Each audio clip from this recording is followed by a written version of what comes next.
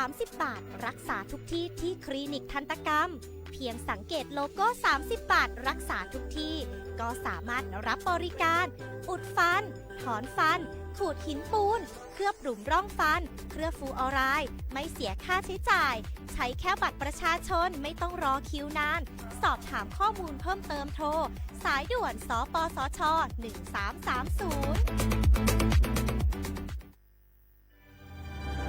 คนไทยทุกคนหากเจ็บป่วยเข้าข่าย 6 อาการฉุกเฉินวิกฤตถึงแก่ชีวิตใช้สิทธิ์ยูเซปรักษาโรงพยาบาลที่ใกล้ที่สุดได้ทุกที่ไม่เสียค่าใช้จ่ายเพียงยื่นบัตรประจำตัวประชาชนแจ้งใช้สิทธิ์ได้ทันทีสอบถามเพิ่มเติมโทรสายด่วนสปสช1330ตลอด 24 ชั่วโมงร่วมเป็นเจ้าภาพงานระดับโลกจัดขึ้นในประเทศไทยการประชุมสภาผู้ว่าการกองทุนการเงินระหว่างประเทศและกลุ่มธนาคารโลก 12-18 ตุลาคมณศูนย์การประชุมแห่งชาติสิริกิติ์ด้วยแนวคิดโลกทัศน์ใหม่ของไทยเพิ่มศักยภาพคนสร้างภูมิคุ้มกันในโลกที่ท้าทายมาร่วมเป็นส่วนหนึ่งของการประชุมครั้งประวัติศาสตร์เพื่อปรับตัวสู่อนาคตร่วมกันอย่างมั่นคง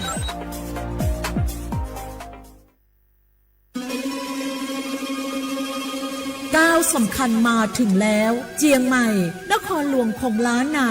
สู่การเป็นมรดกโลกต่างวัฒนธรรมขององค์การยูเนสโกเมืองที่ยังมีชีวิตและมีประชาชนอาศัยอยู่ร่วมกันวันที่ 3-8 สิงหาคม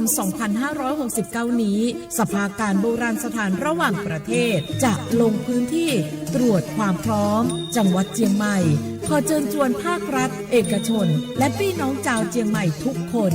มาร่วมแรงร่วมใจพัฒนาปรับปรุงพื้นที่ทั้ง5ประตู4แจ่งตามแนวคูเมืองและ7วัดสำคัญวัดเจียงมั่นวัดพระสิงห์วัดเจดีย์หลวงวัดพระธาตุดอยสุเทพวัดสวนดอกวัด7ยอดและวัดอุโมงค์ช่วยกันดูแลให้สะอาดงดงามคงคุณค่าสถาปัตยกรรมดั้งเดิมเพื่อต้อนรับการตรวจครั้งสำคัญนี้ร่วมกันร่วมสนับสนุนเจียงใหม่สู่เมืองมรดกโลกต่างวัฒนธรรมโดยสวท.เจียงใหม่สำนักงานประชาสัมพันธ์ที่3กรมประชาสัมพันธ์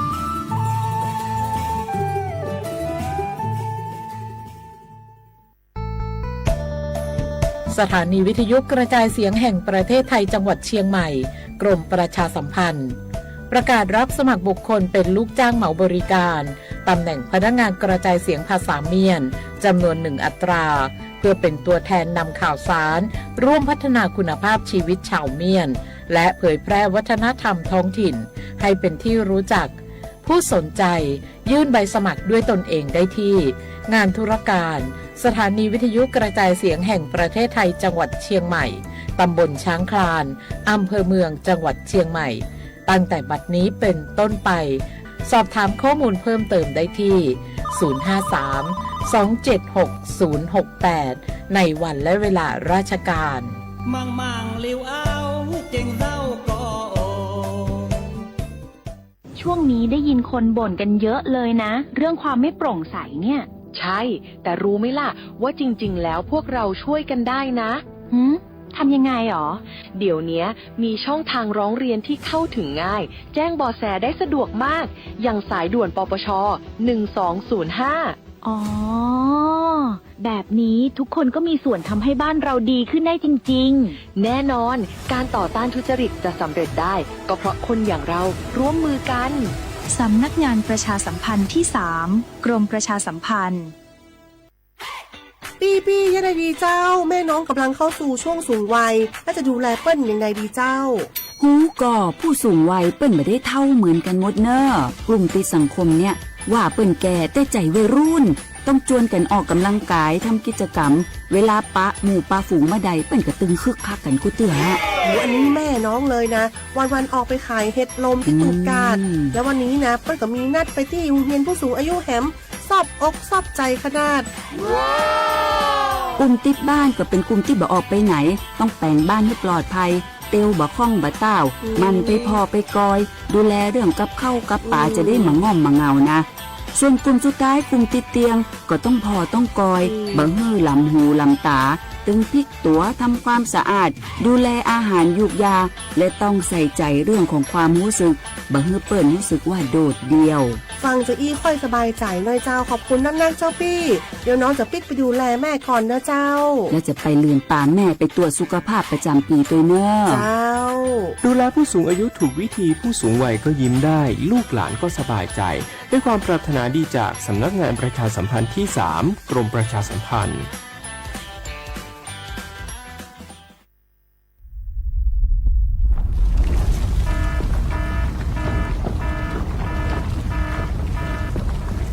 ดูสิ รู้สึกสั่นๆพ่อปู่กำลังจะประทับร่างแล้ว ว้าย สั่นขนาดนี้เข้าแล้วแน่ๆ สาธุ เข้าอะไรล่ะ แผ่นดินไหว พวกเอ็งมุดลงมาหาที่กำบังใต้โต๊ะนี่เร็ว อย่าเพิ่งวิ่งออกไปข้างนอก ของจะหล่นใส่หัว เอ้าแล้วตอนสั่นแรกๆทำไมท่านยังนั่งนิ่งเหรอครับ ตอนแรกมันสั่นระดับเบา แค่ให้เฝ้าระวัง แต่สั่นแรงขนาดนี้ต้องหมอบป้องเกาะ หาที่หลบกำบังที่แข็งแรง พวกเอ็งต้องรู้จักประเมินสถานการณ์ภัยบ้าง ประเมินภัยเป็น ปฏิบัติตัวถูก รับมือได้ทุกวิกฤต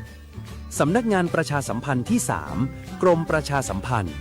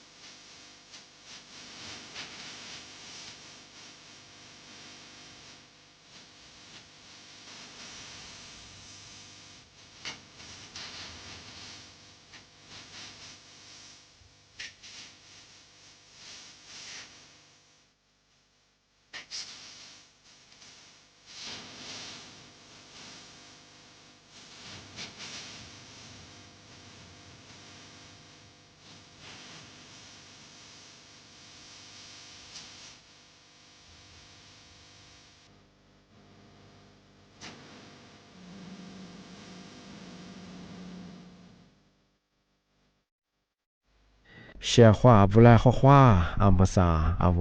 ลิซุงโอโดเจตุขวาจบไปแล้วโว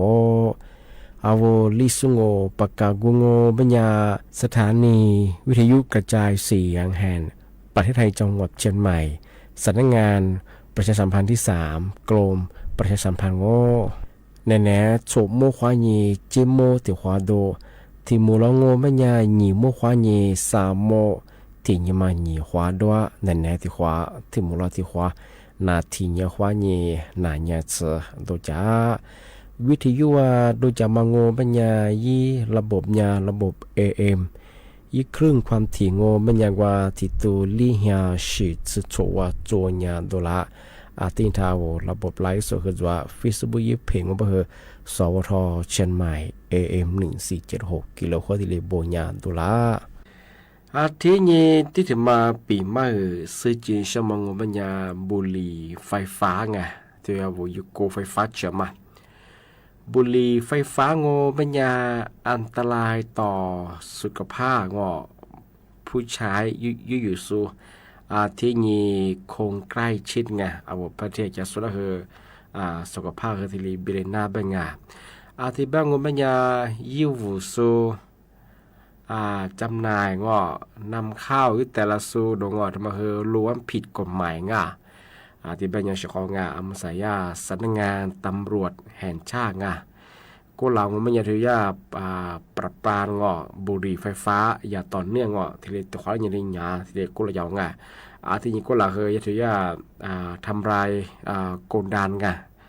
ของกลางมันเป็นยังคือยิ่งมูลค่าภาพแบบมันยังคือไง15 ล้านเซ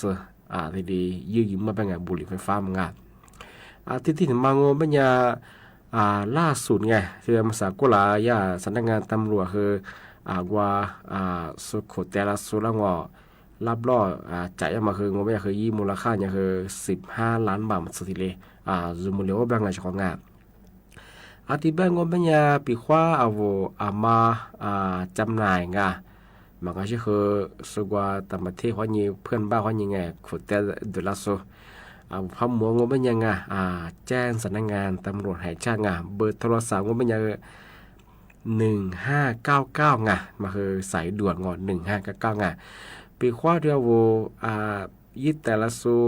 ยี่จำหน่ายสูงเป็นยังไงมีโทษจำคุกไม่เกิน3 ปีบ้างไงปรับไม่เกิน600,000 บาทไงมันก็คือทำปรับทำจ่ายยังงานทำมาคือยี่วูโซยี่ครอบครองโซยี่จีโซยี่แต่สุดท้ายพวกมันก็พอสมมติว่าคือขบวนสากขบวนงอผู้บ่าวคือลาโซแสงโคจามันก็คือผู้โคจาขบวนที่เบี้ยงงานธรรมยาสำนักงานตำรวจแห่งชาติที่ประกาศอยู่ฝรั่งบุหรี่ไฟฟ้าไม่ยากคือเรารัฐบาลยามาสนับสนุนงานที่มาคือบุหรี่ไฟฟ้าคือผิดกฎหมายเฉยๆไงวิจิตรส่วนแบบประเทศจะส่วนแบบไงสุขภาพคือเบี้ยกแบบของงานที่มาคือจะมาปีมาที่สุดที่ช่องงานอาทิตย์นี้ที่ถึงมาปีมาแช่งายาบ้างไม่ยากคือปีขวาเอาการเล่นพนันเอาตัวเชียงบัญญางวดจุดว่าทำมาเอาสิ่งนี้คนเนี้ยว่าเบี้ยมางอผีเลี้ยมังการสูญเสียมัง50เป็นไงงวดจุดยุวที่มางบัญญาเสียสัตว์เอาผู้หลักชื่อเอาจะจะมาคือที่เบี้ยผีเลี้ยงที่เลี้ยคือมือเลี้ยไม่ใช่อะไรก็มือเลี้ยอะไรก็เบี้ยไม่ใช่เอาตัวเชียงบัญญาว่าคือกันยก็คือเอายี่แม่เลี้ยงไปคืองอฟูว่ามาจูไปคือกวางว่าทางว่ากูเลยไปคือส่วนลีดูมาจูไปคือเอามีชาจัวมีชาโวโลจัวโลโวมีจัวมีโวงอทำมาคือ1ยุติเสียสัตว์เอาผู้จัดชื่อเอาจะสุดจะมาคือที่ผีแย่ไปเฉียงยี่มาถึงมางเป็นยาเสียมิดเอาเบนชมองบางคนมันยังไงเอาตูเชียมาการเล่นพนังยังมันยังไงแต่มาคือปีขวานโนฟุมอนจุบะคืองอโนสุดแพชเชโนเชียควอฟเชโนปะเทียจุบะคือทำมาคือยาทำลายไงสร้างความสัมพันธ์ทำมาคือเบียนหน้าไปเฉียงไงโนสุดแพมจอมาคืองอสุดแพมมาโคมาง ทำร้ายจิตใจมาหรืองอความสัมพันธ์คือเบียร์ไม่ใช่ไงนึกว่าว่าคือว่าที่นาเรียมันเรียงอมาเรียนจากที่อีสิทธิ์ของว่ามาคือตัวไงอันนี้พอสุดท้ายคือว่าคือยิบวอพอเขาช่วยมันช่วงอเนี่ยคือตัวเชื่อเนี่ยคือพอใจบ้างไงแต่มาคือความสัมพันธ์งเอาสุดๆแพ้ว่าเชื่อความวงเอาประเทศส่วนกันที่มาเบียร์ไม่ใช่ไงสามารถถึงมางมันจะเสียจิตไงสุขภาพมันไม่ใช่มาคือไงเอาการพนันตุจะมาคือกันย่างโง่ไม่ยังมองว่าเป็นคือหัวมีความเครียดงอความเครียดจวงวิตกกังวลกุลีทีลีซอผัดเดือดกุลีเงาหัวคือปัญหาสุขภาพจีคือขึ้นยาแย่ไปถึงไงความเครียดคือจวยอย่างไงโนฟุตบอลแต่ละคือมองว่าเป็นเดี๋ยวสู้หัวลีดวงซึ่งว่ากุลีทีลีเป็นดูเจ้าคือไงคือดูเจ้าเขาเป็นคือว่าดูน้าเป็นคือสุขภาพจีคือเบียร์เป็นไงมันคือถึงมางาลีมาถึงมังโงบัญญาเสียรู้งามาซึ่งบัญญาเบียร์งอชขอบว่าเบลชมังบัญญาการสมาชิกงาอาทิเยการเล่นพนันผ่านระบบเว็บไซต์การพนันผิดกฎหมายยังมางาที่การถือว่าบัญญาเอาเวลานี้สมาชิกสมัยยังบัญญามีส่วนโลทิริยะกุลิยะงออันว่าสมัยยุบเฮาล่าผ่ามาคือสุดหัวเตะสุดอยู่งอมันก็ชื่อเฮาข้อมูลมาเตะยังกว่าสุดหัวสมัครงอกู้เงินยังมาดูงอมีอะไรน่าเสียของไงที่เป็นอย่างเฮาข้อมูลสุดเตะล่าหาสุดเตะเฮงเอาข้อมูลข้อเนี่ยว่าสมาชิกว่าอย่างสุดหัวอยู่บ่เฮอสุดท้ายแบบว่าเฮาหมออยู่ชิงว่าผู้บ่าเฮอที่เลยผีมามันผู้บ่าผีได้มันไงนู้นว่าสุดหัวเอาสมาชิกว่านี่ว่ายากับพนักงานเว็บไซต์ว่านี่ถ้าว่าผู้บักกู้ยังมาคือตัวเชิงที่มาเขามาซื้อเป็นอย่างคือเบียร์กับบางงานช่วงงานมาคือจำมองว่ามาถึงมาโง่เป็นอย่างติดคุกคูเบบิวไปเลยช่วงงานยี่กันยาสูมาแบบว่ายี่วูสูงสุดแล้ววูแต่ละยี่กับพนักงานยังจะมางที่ถึงบางวันเนี่ยคือผู้จัดงานว่ายี่จัดงานอยู่ส่วนงานยี่จัดงานยี่คือเปิดบ่อพนันยังมางยี่สุรักคุยได้ทีกับพนันยังมางมันมีความผิดตามพรบงานการพนันพศก็คือพศ2478มาตราที่12จำคุกไม่เกิน2 ปีอันนี้คือปรับไม่เกิน 20,000 บาทมันก็จะคือทำปราฐานจัดที่เรียกช่องไงมันคือปีขวัญโนกายามันก็จะคือโนสุรักคุแต่เงี้ยกายาจะมางอมันก็จะโนผู้จัดเรียกมางปีขวัญเอาพับทำผิดไปคือจำคุยช่องไงปีขวัญคือยี่กฎหมายมันซึ่งทำความผิดซ้ำยืดชั่วยืดไปคือเงาคือสุดท้ายคดีที่เรียกช่องไงอาจจะเป็นอย่างคือมันคือไทยเย่การพนันยังมันก็ไม่อย่างไงตูเชียมันก็ไม่อย่างคือมาฆ่าช่องไงเอาจะ花干呢不是你花干呢是哎，你花干呢不是撒花嘴，撒花不是话你花嘴哎。有天我们呢是那挖这些哎，都感觉阿没挖是你花的话没挖，撒花里花不是喏แต่ที่สวยสิ花哎，ที่เป็นการพนันมันก็ไม่คืออันนี้เนี่ยคือผิดกฎหมายพะเยามันเนี่ยคือมีความเสี่ยงอยู่ช่วงถ้าช่วงไปอยู่งอติดคุยยาอาทิตย์นี้คือนุ่มภาวะคือเบียร์กาดอาทิตย์นี้คือโนผู้จัดคือกูเลี้ยงโนซับซีคือเบียร์กาดช่วงไงโลจัวไปคือโลฟูจางแต่ก็ตัวไปคือยี่พันจุดไปติดพนันไปคือหิวฟูจารงจับฟูจารอชิจอกหิวฟูจาช่วงไงช่วงเขาว่าไงมาคือยาทีนี้พะเยาเป็นยังไงทะเยช่วงเขาไงมาคือหนาไปคือหนาการพนันผิดกฎหมายยังคือมาฆ่าช่วงไงพาสมุนไปคือเลี้ยคือติดคู่ยังไม่คือมาเปียวหัวมาช่วงไงมาคือทีเลยปีมาทีเลยสุดจริงชอบช่วงนั้นที่บ้านผมไม่ยังมาสามกว่าจะคว้านางทำมากว่าในนักการยาบอกคว้าจะคว้าช่วยเหลือคว้าช่วยคว้าว่า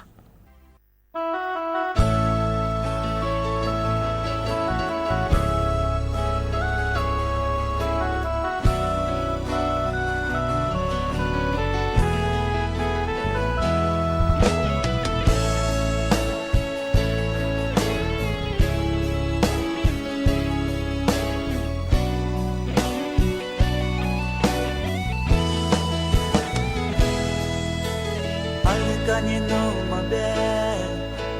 我女你的路人啦，弄你嘛苦瓜我的自由啊，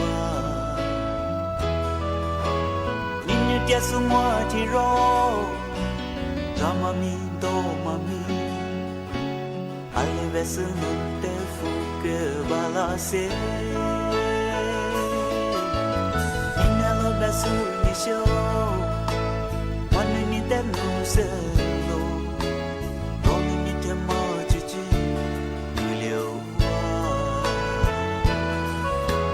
ni ni te su mo ti ro cho me la ti ro le ve ale me se te ni le de da se ni le ke ma da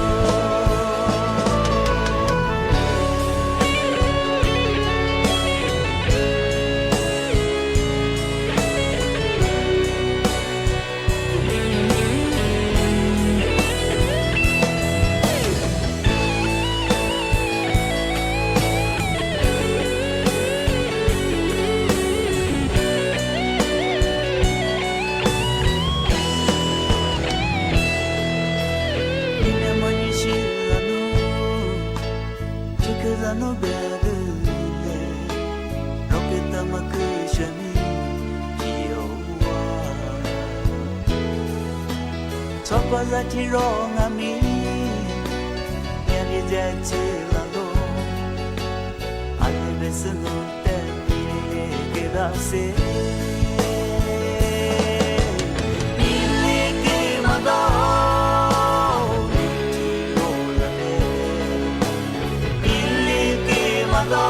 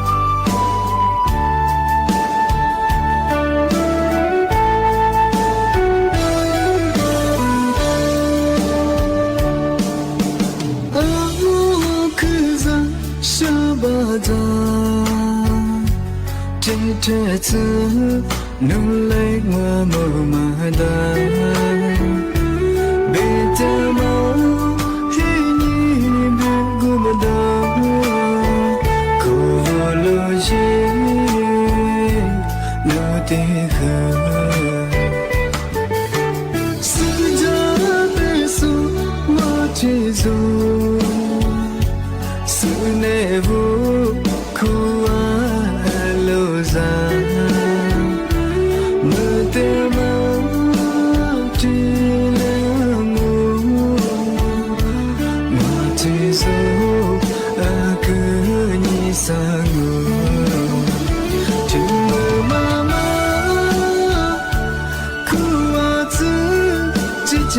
ले सुजाते ठीक थे निमा को डोंगा माजो गोते बेका डिजामे timma bila jine kui biwalo tinye za thi nya bi chi nya ji solo chila we sunja te ma chi chi nu chi zo zangwa nyima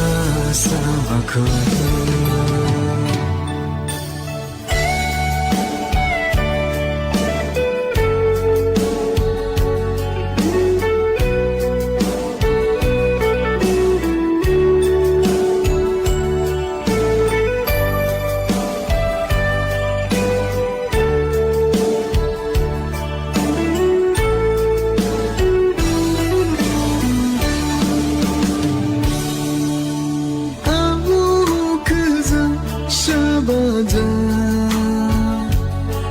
trẻ thơ nung lấy hoa màu mà đa về từ máu thế nhị đưa gu mà đó cô lô gì lô tì khờ sự giá tê su hoa thế du sự nề vu cô lô ra mơ tê mơ thì lỡ ngô mà chỉ dù cứ như xa ngô chỉ mơ mà khu hoa chứ chỉ lệ sự ra tê thế thân nhưng mà cứ đường mà đâu bố thề bê cứ như giá mơ tình mơ bị lá chỉ để cứ nghĩ bị quá lâu trên đi ra thế nhớ đi chơi nhớ đi solo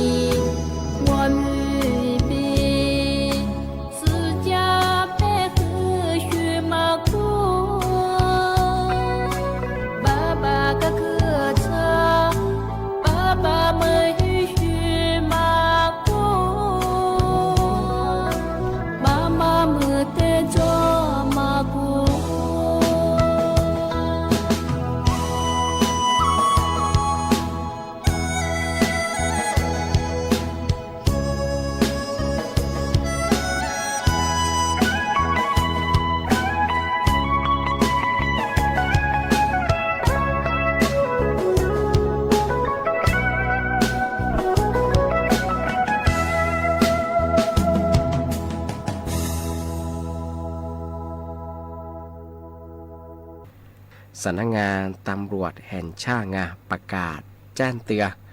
จามโมไปถึงอามาสัญญาตโนแบบปุจจามังก็ไม่ยังคือหลัดโชมาคาติภูมาเอาแท่งของพาแบบนี้คือกลุ่มมิชาชีดงอแก๊งคอสินเตอร์ภูมังย่ามาสากว่าคือยีจามังโงเป็นยาเอามาสาเอารัฐบาลผู้บาดิจิทัลมังทิ้งบะแจกเป็นยังไงเอาละเอาโทรศัพท์แนวข้อความสูฟละถึงการสอนว่าคือโทรฟละงอมีอายุเป็นย่าโทรศัพท์แนวข้อความ SM มังสูฟละย่าสูฟละมังโงเป็นยังคือกว่ายิลิงคือตาสูฟละสิงเอามาสัญญารัฐบาลขวานเยค่าเลืออยู่มันยังคือนูญาผู้โชคดีนูญามีสิทธิ์รับเงินงอดิจิทัลทีมุบาจากรัฐบาลเป็นยังไงอาทิตย์แบ้งไม่ใช่เฉพาะงาย่าแบ้งยังคือเอาหวานมาข้างงาถาดใจร้อนยิ่งไม่ถึงงาเอาเตือนเตี้ยใจร้อนยิ่งยิ่งถึงเฉลี่ยกว่ากูเงียบมาคือถึงใช้กูอีเลี้ยวยิ่งถึงมาถ่ายยี่เบ้งงามาย่าเจนเตยเวลาชงงานมันยังคือรัฐบาลควายยิงผู้บาดเจ็บมางาอาเมื่อสั่งมันยังคือเอามาใส่ยี่ตัวบ้าคือว่ารัฐบาลแยกผู้บาดที่มันบาดเจ็บไปยังอันนี้บ้าคือดัดซูมข้าวซูมเฮืองคือสถานการณ์เรื่องเงินดิจิทัลมังแต่ละเงี้ยเอารัฐควาที่กือลาเฉียงงหนึ่งยาเจ้าหน้าที่รัฐบาลกระทรวงการคลังเอามาใส่ได้ผู้บาดที่มาที่มันบาดเจ็บละที่เป็นยังไงเอาข้อความมาเอาโทรศัพท์คนนี้ส่งฝรั่งอันนี้บ้าคือแต่การถวนยาคือรัฐบาลควายังเกี่ยวฝรั่งห่อเป็นยังคือกว่ามาซ่อนยังก็มากูยังที่ช่วยดียังกว่านี่ส่วนมาหัวเป็นยังอันตรายยากขึ้นยังมีเชี่ยวชาญนูพัดยี่ดีงงเป็นยังปีขวานนูบันชีว่าผู้บ่าวยังบาดได้เฮงแก่นูยี่แอปพลิเคชันงอพอดำก็คือสุพิยาชื่อเตะอยู่ไงที่มันคือก็เราก็ประกาศอย่างไงอันนี้ก็คือมาใส่คือเรื่องสถานการณ์งอเอารัฐบาลเขายังผู้บาดถึงผู้บาดแจกมาพูดดูไงยากคือทำมาแต่ละยี่เอาแล้วแต่ว่าคือลายเฉยๆของงาอาทิตย์เป็นยังคือมาคือจามโมแบ่งงานของงาอาทิตย์แบ่งเป็นยังในในฟลามังโงเป็นยังปีขวานเอาโทรศัพท์คนได้ว่าข้อความSA พอดูแล้วก็มันอยากเคยยิ้วที่มันไม่อยากเคยมาเคยถ่ายยี่ดูเย่แบ่งงานของพอยี่ดูยังงมันอยากถ่ายสิ่งของแบ่งคิวนึงพอยี่ดูอยากเคยติดกันตัวมันยังไงบานลีบานเอามันอยากเคยเอายี่ดูยังว่าเอาโทรศัพท์ก็ถูกให้มาเคยตัวสิ่งติดกันมาว่ายี่ดูยังยาวแล้วว่าสแกนเคียวโคยี่จะมาเคยตัวอันนี้จะตัวสิ่งของมาเคยจำมงถ่ายยี่ดูยังคือพอเข้ามันจะคือวันนู้นข้อความพอดูแล้วมันจะคือส่วนผู้บ่าวลิชิเกอคือลิชิแจคือฐานยี่ดูเองมาคือมาใส่ไปคือกลุ่มมิชาชีแก๊งคอนเซนเตอร์มาคือเทียงยาที่คนยังควาจ้างอาทิตย์แบงของมันยังเฉพาะมาคือขึ้นยาจำหมดตัวไปถึงปีกว่าโนวัยแอดอาชีพมาดาวน์โหลดยาคือติดตั้งยาคือมันจะคือกว่าดาวน์โหลดจาก Google Play Store บางชื่อคือแอป Play Store ควานี้ดาวน์โหลดอยู่เฉยไปถึงถ้าควาอย่างบางวันนี่ไม่ได้แบบว่าแต่นี่ดาวน์โหลดยังมันจะคือมันจะคือมีอย่างนี้มันจะคือแอปญี่ปุ่นตัวอย่างกลุ่มมิชาชีแก๊งคอสิเตอร์ถึงมาชาดามาเป็นทำไมพัดยี่ดาวน์โหลดยังเป็นอย่างเฉพาะยี่วุฒิแถงมันคือนั่นแหละยี่อาชีพมันยี่นี่ควาตัวควาอาชีพมันยี่อะไรลีความว่าเขาเขาพูดอย่างเป็นอย่างคือนึกข้อมูลหรนึกบัญชียาพิอาเซ่ยาพิอาแฮดด้วยสิอาทิตย์เป็นอย่างคือมาคือจามโมเฉพาะโน้ตโทรศัพท์สิทธิ์มาติดตั้งเยอะคือสู้กับตัวนี้ถึงมันยี่แอสสมังมาคือแต่กับกูนี้แต่กับใจนี้เป็นเฉพาะที่นี่คือถ้าสุดนั้นเป็นเรื่องเอาso อาชีพข้อความมาส่งฝรั่งเฮปีขวานนุ่ยผู้โชคดีดงนุ่ยกุลีที่เรียกว่าเป็นยังไงคือตื่นเต้นคือเปลี่ยวเป็นยังไงเอาใจเราอยากที่จะยินดีจะมาคือถ่ายยี่ไปชงอาชีพมาส่งฝรั่งเฮนัวจู่ดูจ่ายเนี่ยจู่ตัวนี้คือยี่ไปชงมาสับคือกลุ่มมิชาชีพผมอยากที่สิวันนี้เอาเวลาส่งฝรั่งเนี่ยเวลานี้ดูเนี่ยเอาไว้ข้อมูลส่งมาเอาจะบันเชื่อจะเพียกูดูยังมาคือจวงมาคือจามโมเฉพาะมาคือยามาสำนักงานตำรวจเขาได้ประกาศแจ้งเตือนที่ดีใจเฉพาะ ที่แบงโงปัญญาอามาสาอาวรายการดิสโงโดจามังยีเวลายีจีกุเลจ่องอาวเสียขวาวนี่แน่ทาวิทยุให้นาจาโซไลฟ์โซให้ตื่นสุดคือคือบ่โมกาวเสียขวาวระจุชิจอมาพอจะชิจอขวาคือเมียว่าจริงถึงเยถึงยี่กันถึงเยว่าคือด้วยคือแล้วก็เยอะคือกะข้อขวากุยจริงที่แบงว่าปัญญาจ้าที่มลวนี่มู่ขวานี่สามมู่ตัวความมู่แหละขวาที่เป็นไหนยอาวเสียขวางทัศชานี่นะเจ้าโง่ขวาสวัสดีครับ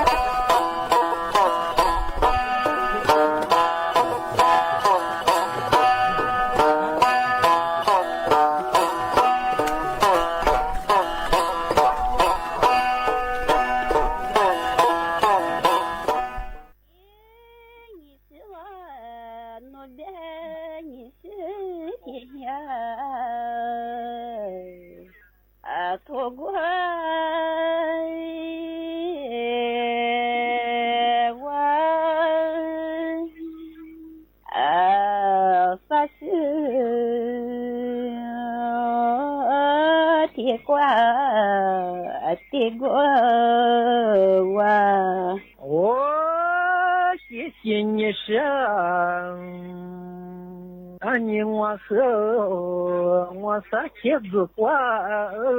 也多少，来花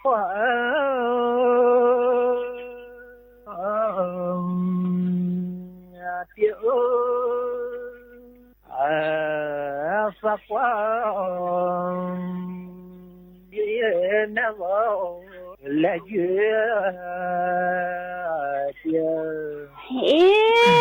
你是我那边啥茄子快多少？来快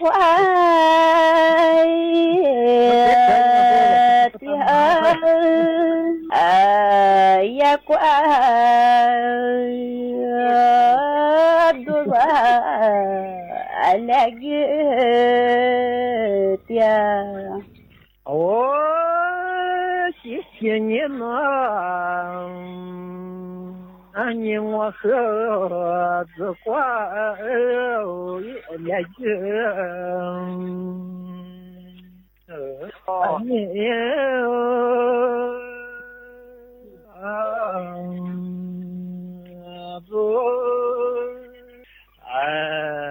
是花来云，的毛山呀路。嘿，我别拿我的个来快的嘛，山呀路。来月的嘛，三呀个，我谢谢你呢，你和三年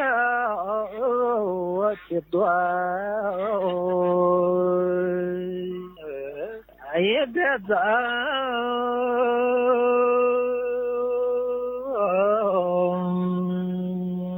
老三呀也的苗多钱了。嘿，你是我我的翻译的多，别在。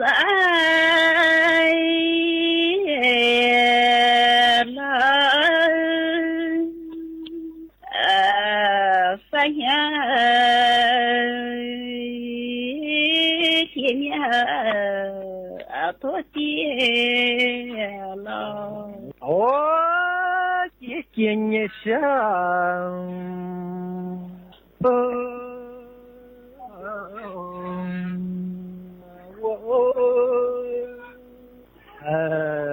多见。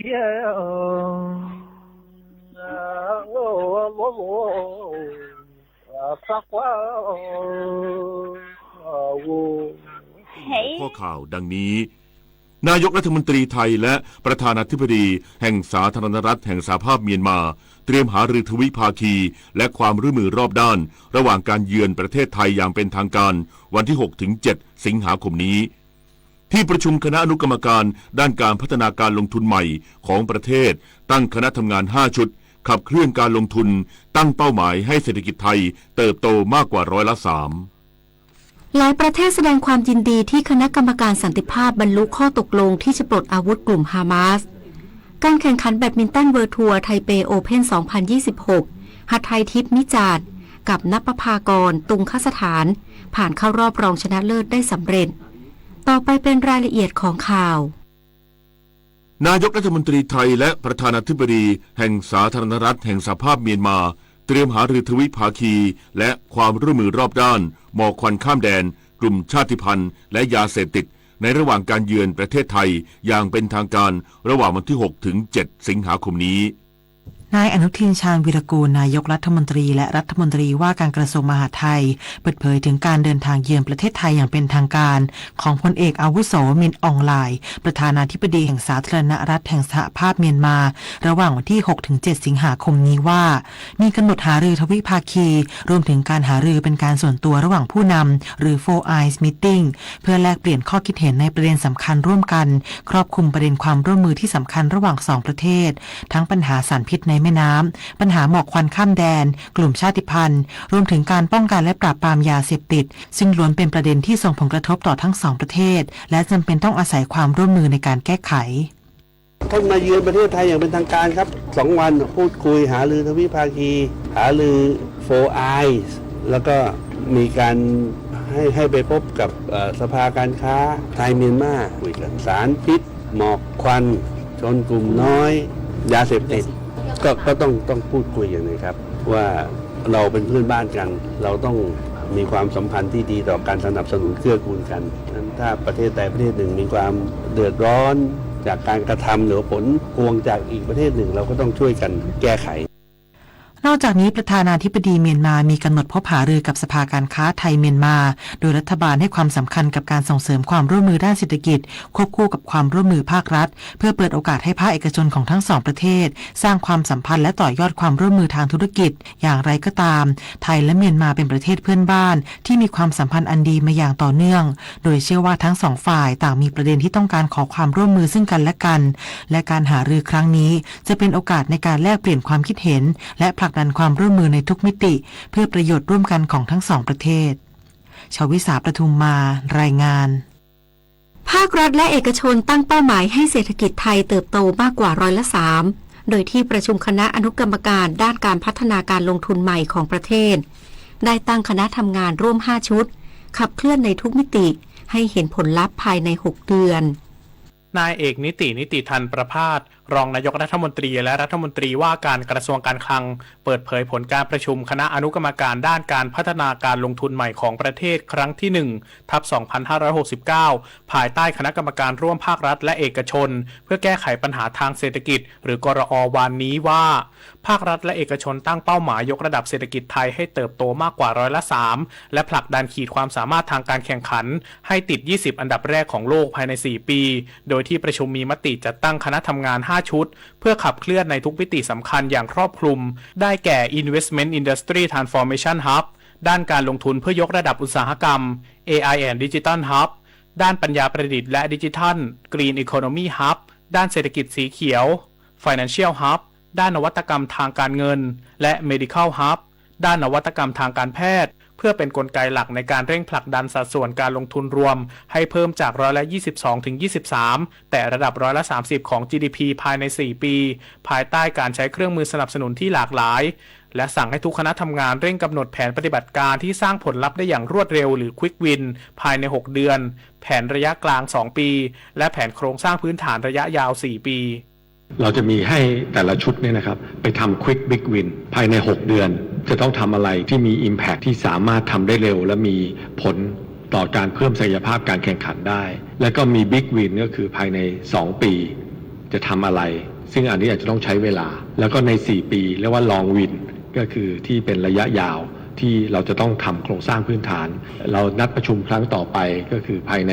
สิ้นเดือนสิงหานี้นะครับก็คณะทำงานจะไปขับเคลื่อนเรื่องนี้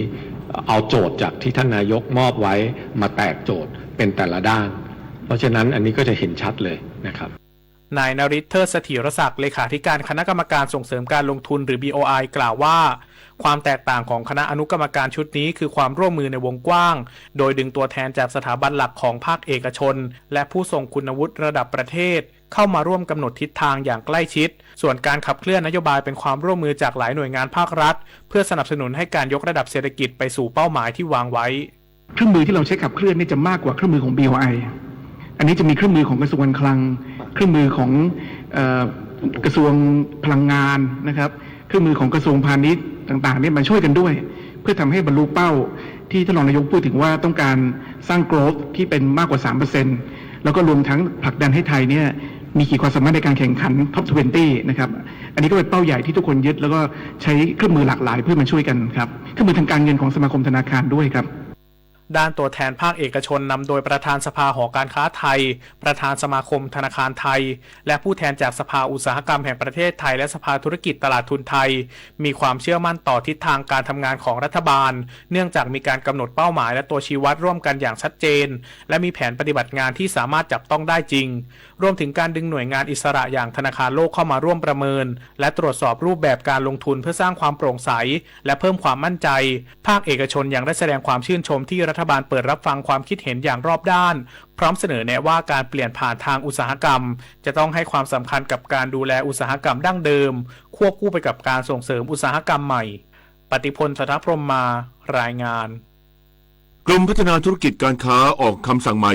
ยกระดับมาตรการตรวจสอบการจดทะเบียนธุรกิจป้องกันและแก้ไขปัญหาต่างด้าวใช้คนไทยเป็นนอมินีมีผลบังคับใช้วันนี้นายภูลพงษ์นายนาภากรอธิบดีกรมพัฒนาธุรกิจการค้าเปิดเผยว่ากรมพัฒนาธุรกิจการค้าออกคำสั่งสำนักงานทะเบียนหุ้นส่วนบริษัทกลางที่ 2/2569 เพื่อยกระดับมาตรการป้องกันและแก้ไขปัญหาคนต่างด้าวใช้คนไทยเป็นตัวแทนอำพรางหรือนอมินี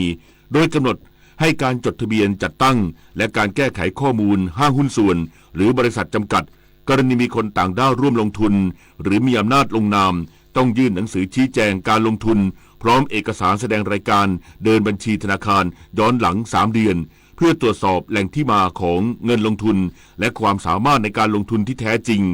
โดยจะมีผลบังคับใช้ตั้งแต่วันนี้ซึ่งมาตรการดังกล่าวมีขึ้นเพื่ออุดช่องโหว่การหลีกเลี่ยงกฎหมายหลังพบผู้จดทะเบียนบางรายเปลี่ยนโครงสร้างผู้ถือหุ้นหรือกรรมการภายหลังเพื่อเปิดทางให้คนต่างชาติเข้ามาร่วมลงทุนหรือมีอำนาจควบคุมกิจการปัจจุบันมีบริษัทที่มีต่างชาติถือหุ้นในสัดส่วนร้อยละ 0.01 ถึง 49.99 จำนวน 119,116 รายซึ่งเป็นกลุ่มที่ต้องเฝ้าระวังนอกจากนี้กรมพัฒนาธุรกิจการค้าจะร่วมกับสำนักงานตำรวจแห่งชาติกรมสอบสวนคดีพิเศษและหน่วยงานที่เกี่ยวข้องเร่งตรวจสอบพื้นที่เสี่ยงหากพบการกระทำผิดจะดำเนินคดีตามพระราชบัญญัติการประกอบธุรกิจของคนต่างด้าวพุทธศักราช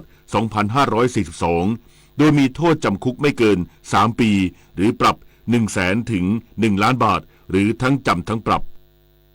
ธนาคารแห่งประเทศไทยยกระดับมาตรการจำกัดวงเงินเยาวชนแก้ปัญหามิจฉาชีพหลอกเยาวชนเปิดบัญชีม้าผ่านบัญชีเงินฝากธนาคารและอีมันนี่นางสาวชยาวดีชัยอนันต์ผู้ช่วยผู้ว่าการสายองค์กรสัมพันธ์และโฆษกธนาคารแห่งประเทศไทยหรือธปท.เปิดเผยว่าธปท.ได้ร่วมกับสมาคมธนาคารไทยและผู้ประกอบธุรกิจอีมันนี่ยกระดับมาตรการจำกัดวงเงินการโอนและชำระเงินต่อวันช่องทางดิจิทัลสำหรับลูกค้ากลุ่มเยาวชนเพื่อแก้ปัญหามิจฉาชีพที่หันมาหลอกใช้บัญชีเยาวชนเป็นบัญชีม้าซึ่งมีความผิดตามกฎหมายอาญาโดยมีการกำหนดเพดานวงเงินใหม่ให้สอดคล้องกับการใช้งานจริงแบ่งตามช่วงอายุได้แก่กลุ่มอายุ10ถึงไม่เกิน12ปีจำกัดวงเงินบัญชี e-money ไม่เกิน 3,000 บาทต่อวันส่วนกลุ่มอายุ12ถึงไม่เกิน15ปีและกลุ่มอายุ15ถึงไม่เกิน18ปีจะถูกจำกัดวงเงินทั้งบัญชีเงินฝากธนาคารและ e-money ไม่เกิน 5,000 บาทและ 10,000 บาทต่อวันตามลำดับยกเว้นธุรกรรมความเสี่ยงต่ำเช่นโอนเงินเข้าบัญชีตนเองโดยกระบวนการปรับวงเงินใหม่นี้สำหรับธนาคารพาณิชย์จะทยอยดำเนินการให้แล้วเสร็จภายในเดือนกันยายนนี้ขณะที่ e-money จะดำเนินการให้แล้วเสร็จภายในเดือนตุลาคมเพื่อไม่ให้รับผลกระทบเราจะให้สถาบันการเงินนะคะหรือผู้ให้บริการเนี่ยแจ้งเตือนการปรับวงเงินนี้ให้ลูกค้ารับทราบล่วงหน้าก่อนนะคะผ่านแอปพลิเคชันของเขาเองหรือ SMS นะคะให้ชัดเจนนะคะและหากเยาวชนนะคะมีความจำเป็นต้องใช้เงินเกินกว่าวงเงินที่กำหนดนะคะลูกค้าสุจริตก็สามารถที่จะมายื่นเรื่องขอปรับเพิ่มวงเงินได้แล้วก็ทางเราเองก็จะพูดคุยกับสถาบันการเงินให้อำนวยความสะดวกให้การกระทำในแง่ของการปรับเพิ่มวงเงินเนี่ยเป็นไปได้รวดเร็วและเหมาะสมนะคะอันนี้ก็ต้องขอความอนุเคราะห์ทางผู้ปกครองในการช่วยดูแลในเรื่องนี้ด้วยนะคะที่ประชุมสภาความมั่นคงแห่งชาติเห็นชอบเพิ่มประสิทธิภาพมาตรการความมั่นคงจังหวัดชายแดนภาคใต้และเพิ่มความเข้มข้นการควบคุมพื้นที่พร้อมบังคับใช้กฎหมายอย่างเข้มงวดนายชัดชัยบางชวดเลขาธิการสภาความมั่นคงแห่งชาติหรือสมช.เปิดเผยผลการประชุมสมช.วันนี้ว่าที่ประชุมเห็นชอบแนวทางเพิ่มประสิทธิภาพและยกระดับมาตรการด้านความมั่นคงในพื้นที่จังหวัดชายแดนภาคใต้เพื่อให้การดำเนินงานมีความเข้มข้นครอบคลุมและสามารถรองรับสถานการณ์ด้านความมั่นคงได้อย่างมีประสิทธิภาพมากยิ่งขึ้นเพิ่มความเข้มงวดในการดูแลพื้นที่ชายแดนซึ่งเป็นช่องทางสำคัญในการควบคุมการเข้าออกของบุคคลกำชับให้ดำเนินการตามกฎหมายอย่างเด็ดขาดต่อกลุ่มผู้ก่อเหตุรุนแรงและกลุ่มติดอาวุธสำหรับกระบวนการพูดคุยเพื่อสันติสุขจังหวัดชายแดนภาคใต้ที่อยู่ระหว่างการชะลอเพื่อเตรียมการเปลี่ยนตัวผู้อำนวยความสะดวกที่ประชุมเห็นชอบให้มีการทบทวนแนวทางและเนื้อหาการพูดคุยรวมถึงการจัดลำดับประเด็นสำคัญให้เหมาะสมกับสถานการณ์เดินหน้าโครงการพาคนกลับบ้านเพื่อเปิดโอกาสให้ผู้เห็นต่างจากรัฐที่ประสงค์ยุติการเคลื่อนไหวสามารถกลับคืนสู่สังคมได้นอกจากนี้ที่ประชุมยังเห็นชอบแนวทางความร่วมมือด้านการทูตและความมั่นคงกับประเทศมาเลเซียเพื่อติดตามผู้ก่อเหตุรุนแรงที่หลบหนีคดีอยู่ในต่างประเทศโดยใช้กลไกหมายแดงตำรวจสากลรวมถึง ให้ความสำคัญกับการติดตามและป้องกันการเผยแพร่ข่าวปลอมข่าวยั่วยุและข้อมูลที่อาจกระทบต่อความมั่นคงเพื่อสนับสนุนสร้างสันติสุขในจังหวัดชายแดนภาคใต้อย่างยั่งยืนศักดิ์สิทธิ์ประดับศิลป์รายงานวันนี้ตั้งแต่เวลา 16 นาฬิกาเป็นต้นไปสถานีวิทยุกระจายเสียงแห่งประเทศไทยความถี่ 819 กิโลเฮิรตซ์ในระบบ AM จะถ่ายทอดเสียงพิธีเปิดงานวันสตรีไทยประจำปี 2569 ณ ห้อง Royal Jubilee Ballroom ศูนย์แสดงสินค้าและการประชุม Impact เมืองทองธานีอำเภอปากเกร็ดจังหวัดนนทบุรีต่อจากนี้ไปขอเชิญรับฟังเสียงจากใจไทยคู่ฟ้ามาตรการช่วยลดค่าครองชีพของรัฐบาลกระทรวงพาณิชย์จัดกิจกรรมไทยช่วยไทย X Local Low Cost ระหว่างวันที่ 1-15 สิงหาคม 2569 ร่วมกับร้านค้าท้องถิ่นกว่า 130 ราย รวมประมาณ 800 สาขาทั่วประเทศนำสินค้าอุปโภคบริโภคที่จำเป็นมาลดราคาสูงสุด 60% พร้อมเปิดพื้นที่จำหน่ายให้ SME และสินค้าชุมชนช่วยให้ประชาชนซื้อของได้ในราคาประหยัดขณะเดียวกันก็สร้างรายได้ให้กับผู้ประกอบการรายย่อยและกระตุ้นเศรษฐกิจฐานรากไปพร้อมกันสื่อสารภารกิจรัฐบาลกับลลิดาเพื่อนวัฒนารองโฆษกประจำสำนักนายกรัฐมนตรีกราบก้มบังคมบาปิยราชธิดาพระเสด็จสู่ฟ้าปวงประชาร่ำให้ครวญนาพระกรณียกิจในดวงจิตทวินหวนทุกเร้าเศร้าในสวงพระคือดวงใจไทยทุกคนล้วนมีโอกาสเริ่มต้นใหม่มูลนิธินภา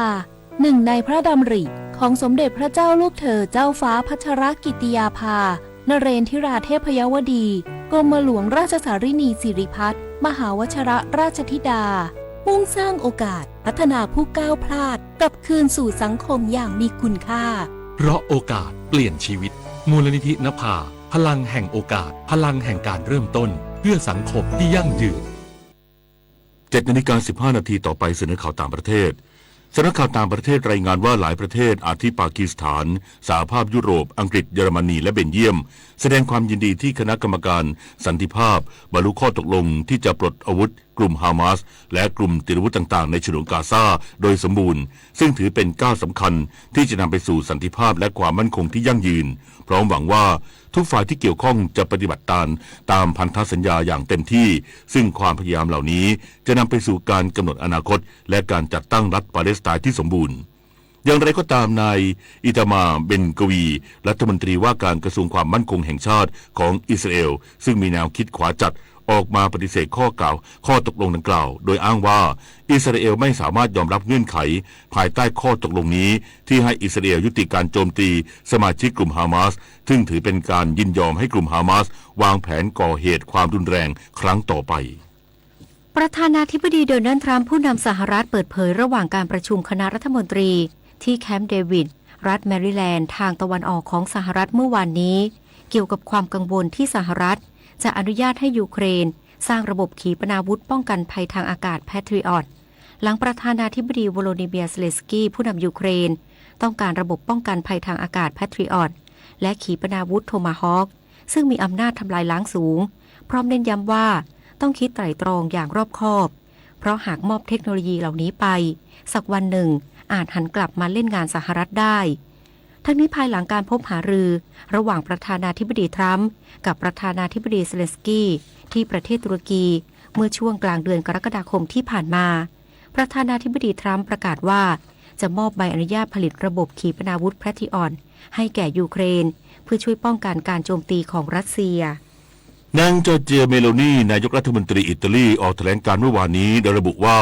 อิตาลีระงับการเป็นสมาชิกเขตเชงเก้นกับสเปนแล้วเป็นการชั่วคราวซึ่งเป็นมาตรการพิเศษเพื่อปกป้องความมั่นคงแห่งชาติและป้องกันผลกระทบที่อาจเกิดขึ้นกับอิตาลีหลังเกิดเหตุการณ์ที่ผู้อพยพผิดกฎหมายหลายพันคนพยายามว่ายน้ำข้ามพรมแดนและฝ่าแนวรั้วชายแดนของโมร็อกโกเข้าสู่พื้นที่เมืองสเวตวาดินแดนปกครองตนเองของสเปนที่ตั้งอยู่บริเวณชายฝั่งแอฟริกาเหนือจนทำให้มีผู้เสียชีวิตอย่างน้อย57 ราย ด้านนายอันโตนิโอ ทาจานีรัฐมนตรีต่างประเทศอิตาลียืนยันว่าการระงับสมาชิกเขตเชงเก้นในครั้งนี้เป็นไปตามสนธิสัญญาและวิกฤตผู้อพยพถือเป็นความรับผิดชอบร่วมกันพร้อมเน้นย้ำว่าประเทศในสหภาพยุโรปจะต้องทำงานร่วมกันเพื่อป้องกันไม่ให้ผู้อพยพหลั่งไหลเข้าสู่ดินแดนอย่างไม่มีการควบคุมต่อไปรับฟังข่าวกีฬาค่ะศึกแบดมินตันเวิลด์ทัวร์ซุปเปอร์300รายการไทเปโอเพ่น2026ที่ประเทศไต้หวันในรอบก่อนรองชนะเลิศหญิงคู่อาชัยทิพย์วิจารณ์กับนภภากรตุงคัสถานพลิกจากตามหลัง1เกมเอาชนะซี่หยูโรกับโนรากีล่าไมซาร่าจากมาเลเซีย2-1เกม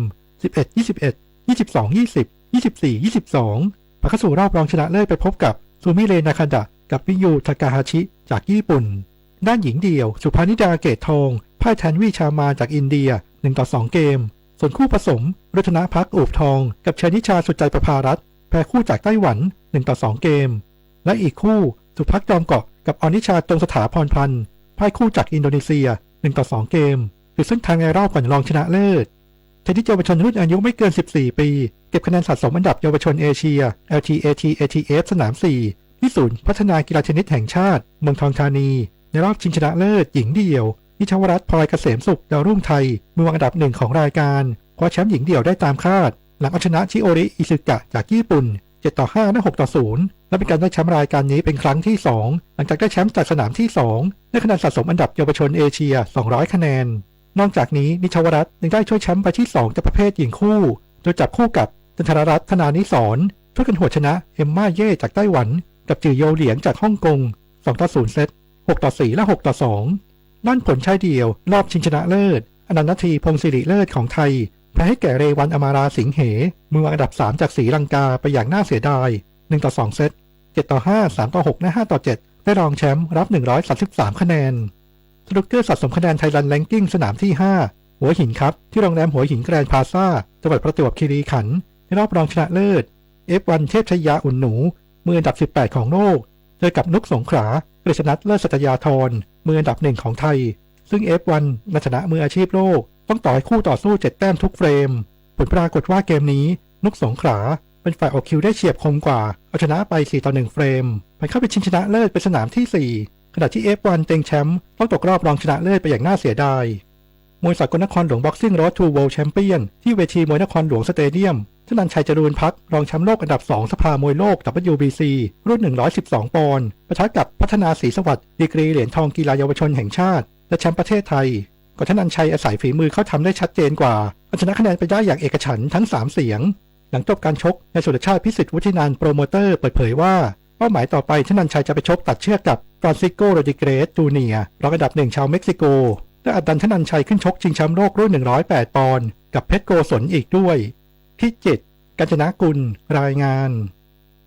ต่อไปรับฟังพยากรณ์อากาศค่ะพยากรณ์อากาศ24ชั่วโมงข้างหน้าประเทศไทยยังคงมีฝนตกหนักบางแห่งเนื่องจากร่องมรสุมพาดผ่านภาคเหนือตอนบนและประเทศลาวตอนบนประกอบกับมรสุมตะวันตกเฉียงใต้กำลังปานกลางพัดปกคลุมทะเลอันดามันประเทศไทยและอ่าวไทย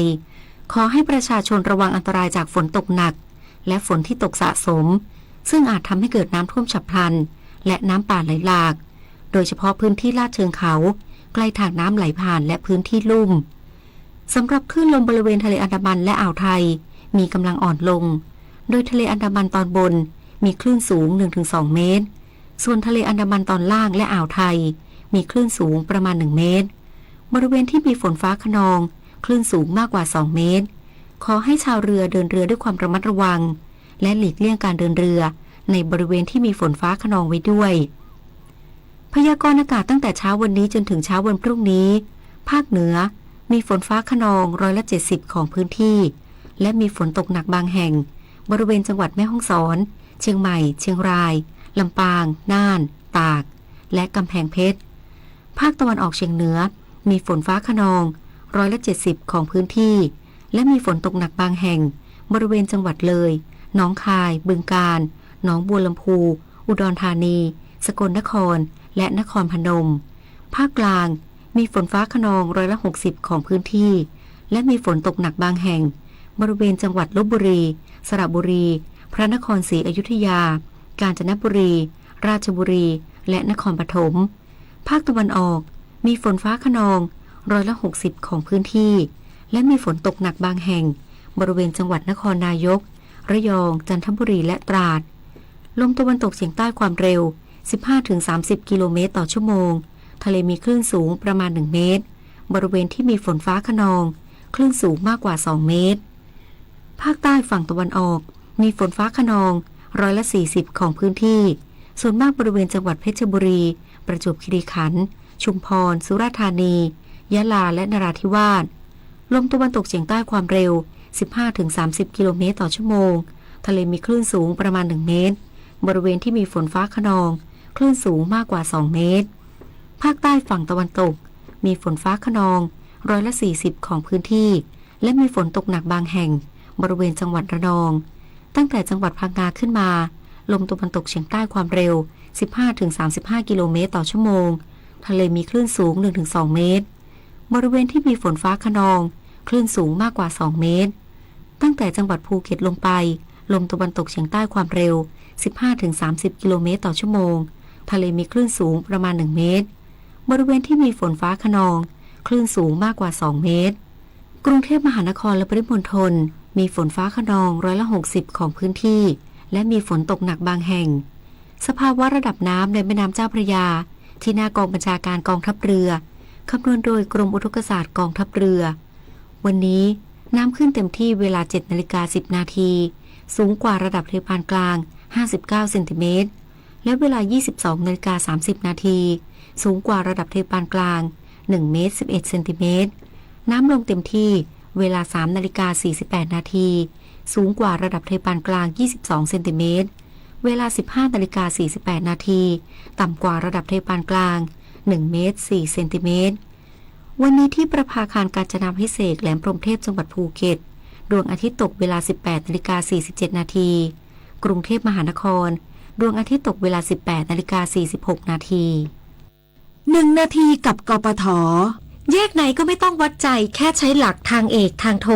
หลายคนอาจยังสับสนว่าใครควรไปก่อนเมื่อถึงทางแยกที่ไม่มีสัญญาณไฟจราจร 1. ทางเอกคือถนนสายหลักถนนกว้างหรือมีป้ายถนนเองผู้ใช้ทางโทต้องให้ทางก่อน 2. ทางโท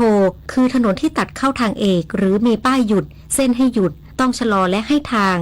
จำไว้ทางเอกก็ผิดได้หากฝ่าสัญญาณไฟแดงไม่หยุดทางม้าลายหรือขับโดยประมาทแต่ไม่ว่าจะอยู่ทางเอกหรือทางโทอย่าลืมหลักให้ใจไม่ฝ่าฝืนสัญญาณจราจรมีน้ำใจให้คนเดินเท้าให้ทางถึงแยกก็ต้องชะลอให้ทางเอกไปก่อนให้ชีวิตถึงเป็นทางเอกแต่หากมีเหตุฉุกเฉินต้องหลบให้รถพยาบาลรถตำรวจหรือรถดับเพลิงผ่านไปก่อนเสมอให้ความสุขทางเอกชะลอเปิดทางให้รถที่กำลังเลี้ยวผ่านไปก่อนการจราจรลื่นไหลไม่เสี่ยงอุบัติเหตุทั้งนี้ขับรถอย่างมีน้ำใจให้เพื่อนร่วมทางชะลอเมื่อถึงทางแยกและเคารพกฎจราจรเพียงเท่านี้ก็ช่วยลดความเสี่ยงในการเกิดอุบัติเหตุได้ค่ะด้วยความปรารถนาดีจากกรมประชาสัมพันธ์และกองทุนเพื่อความปลอดภัยในการใช้รถใช้ถนนกรมการขนส่งทางบกกระทรวงคมนาคมรู้รักภาษาไทยโดยความร่วมมือของสำนักงานราชบัณฑิตยสภาและกรมประชาสัมพันธ์วันนี้เสนอคำว่าตัดหางปล่อยวัดตัดหางปล่อยวัดเป็นสำนวนหมายถึงตัดขาดไม่เกี่ยวข้องไม่เอาเป็นธุระอีกต่อไปสำนวนนี้มีที่มาจากการตัดหางไก่แล้วนำไปปล่อยเพื่อสะเดาะเคราะห์หรือแก้เคราะห์ในสมัยโบราณมีหลักฐานในกฎมนเทียนบานว่าเมื่อเกิดสิ่งที่เป็นอัปมงคลต้องทำพิธีสะเดาะเคราะห์โดยเอาไก่ไปปล่อยนอกเมืองในสมัยรัชกาลที่ 4มีประกาศกล่าวถึงการนำไก่ไปปล่อยที่วัดเพื่อสะเดาะเคราะห์สันนิษฐานว่าไก่ที่จะนำไปปล่อยที่วัดจะตัดหางเพื่อเป็นเครื่องหมายว่าเป็นไก่ที่ปล่อยเพื่อการสะเดาะเคราะห์ด้วยผู้มีคำถามการใช้ภาษาไทยสอบถามได้ที่ www.orst.go.th สาระนานากับสารานุกรมไทยวันนี้เสนอตอนเพลงและศิลปะการแสดงของมอญตอนที่ 4 วงเครื่องสายมอญเป็นวงดนตรีของมอญที่ใช้บรรเลงในพิธีกรรมและขับกล่อมและบรรเลงประกอบการแสดงทะแยมอญเครื่องดนตรีที่ใช้ในวงโมโหรีมี5ชนิดได้แก่โกรหรือซอจะยามจะเข้มอญอโลดคลุยปุงตังกลองสองหน้า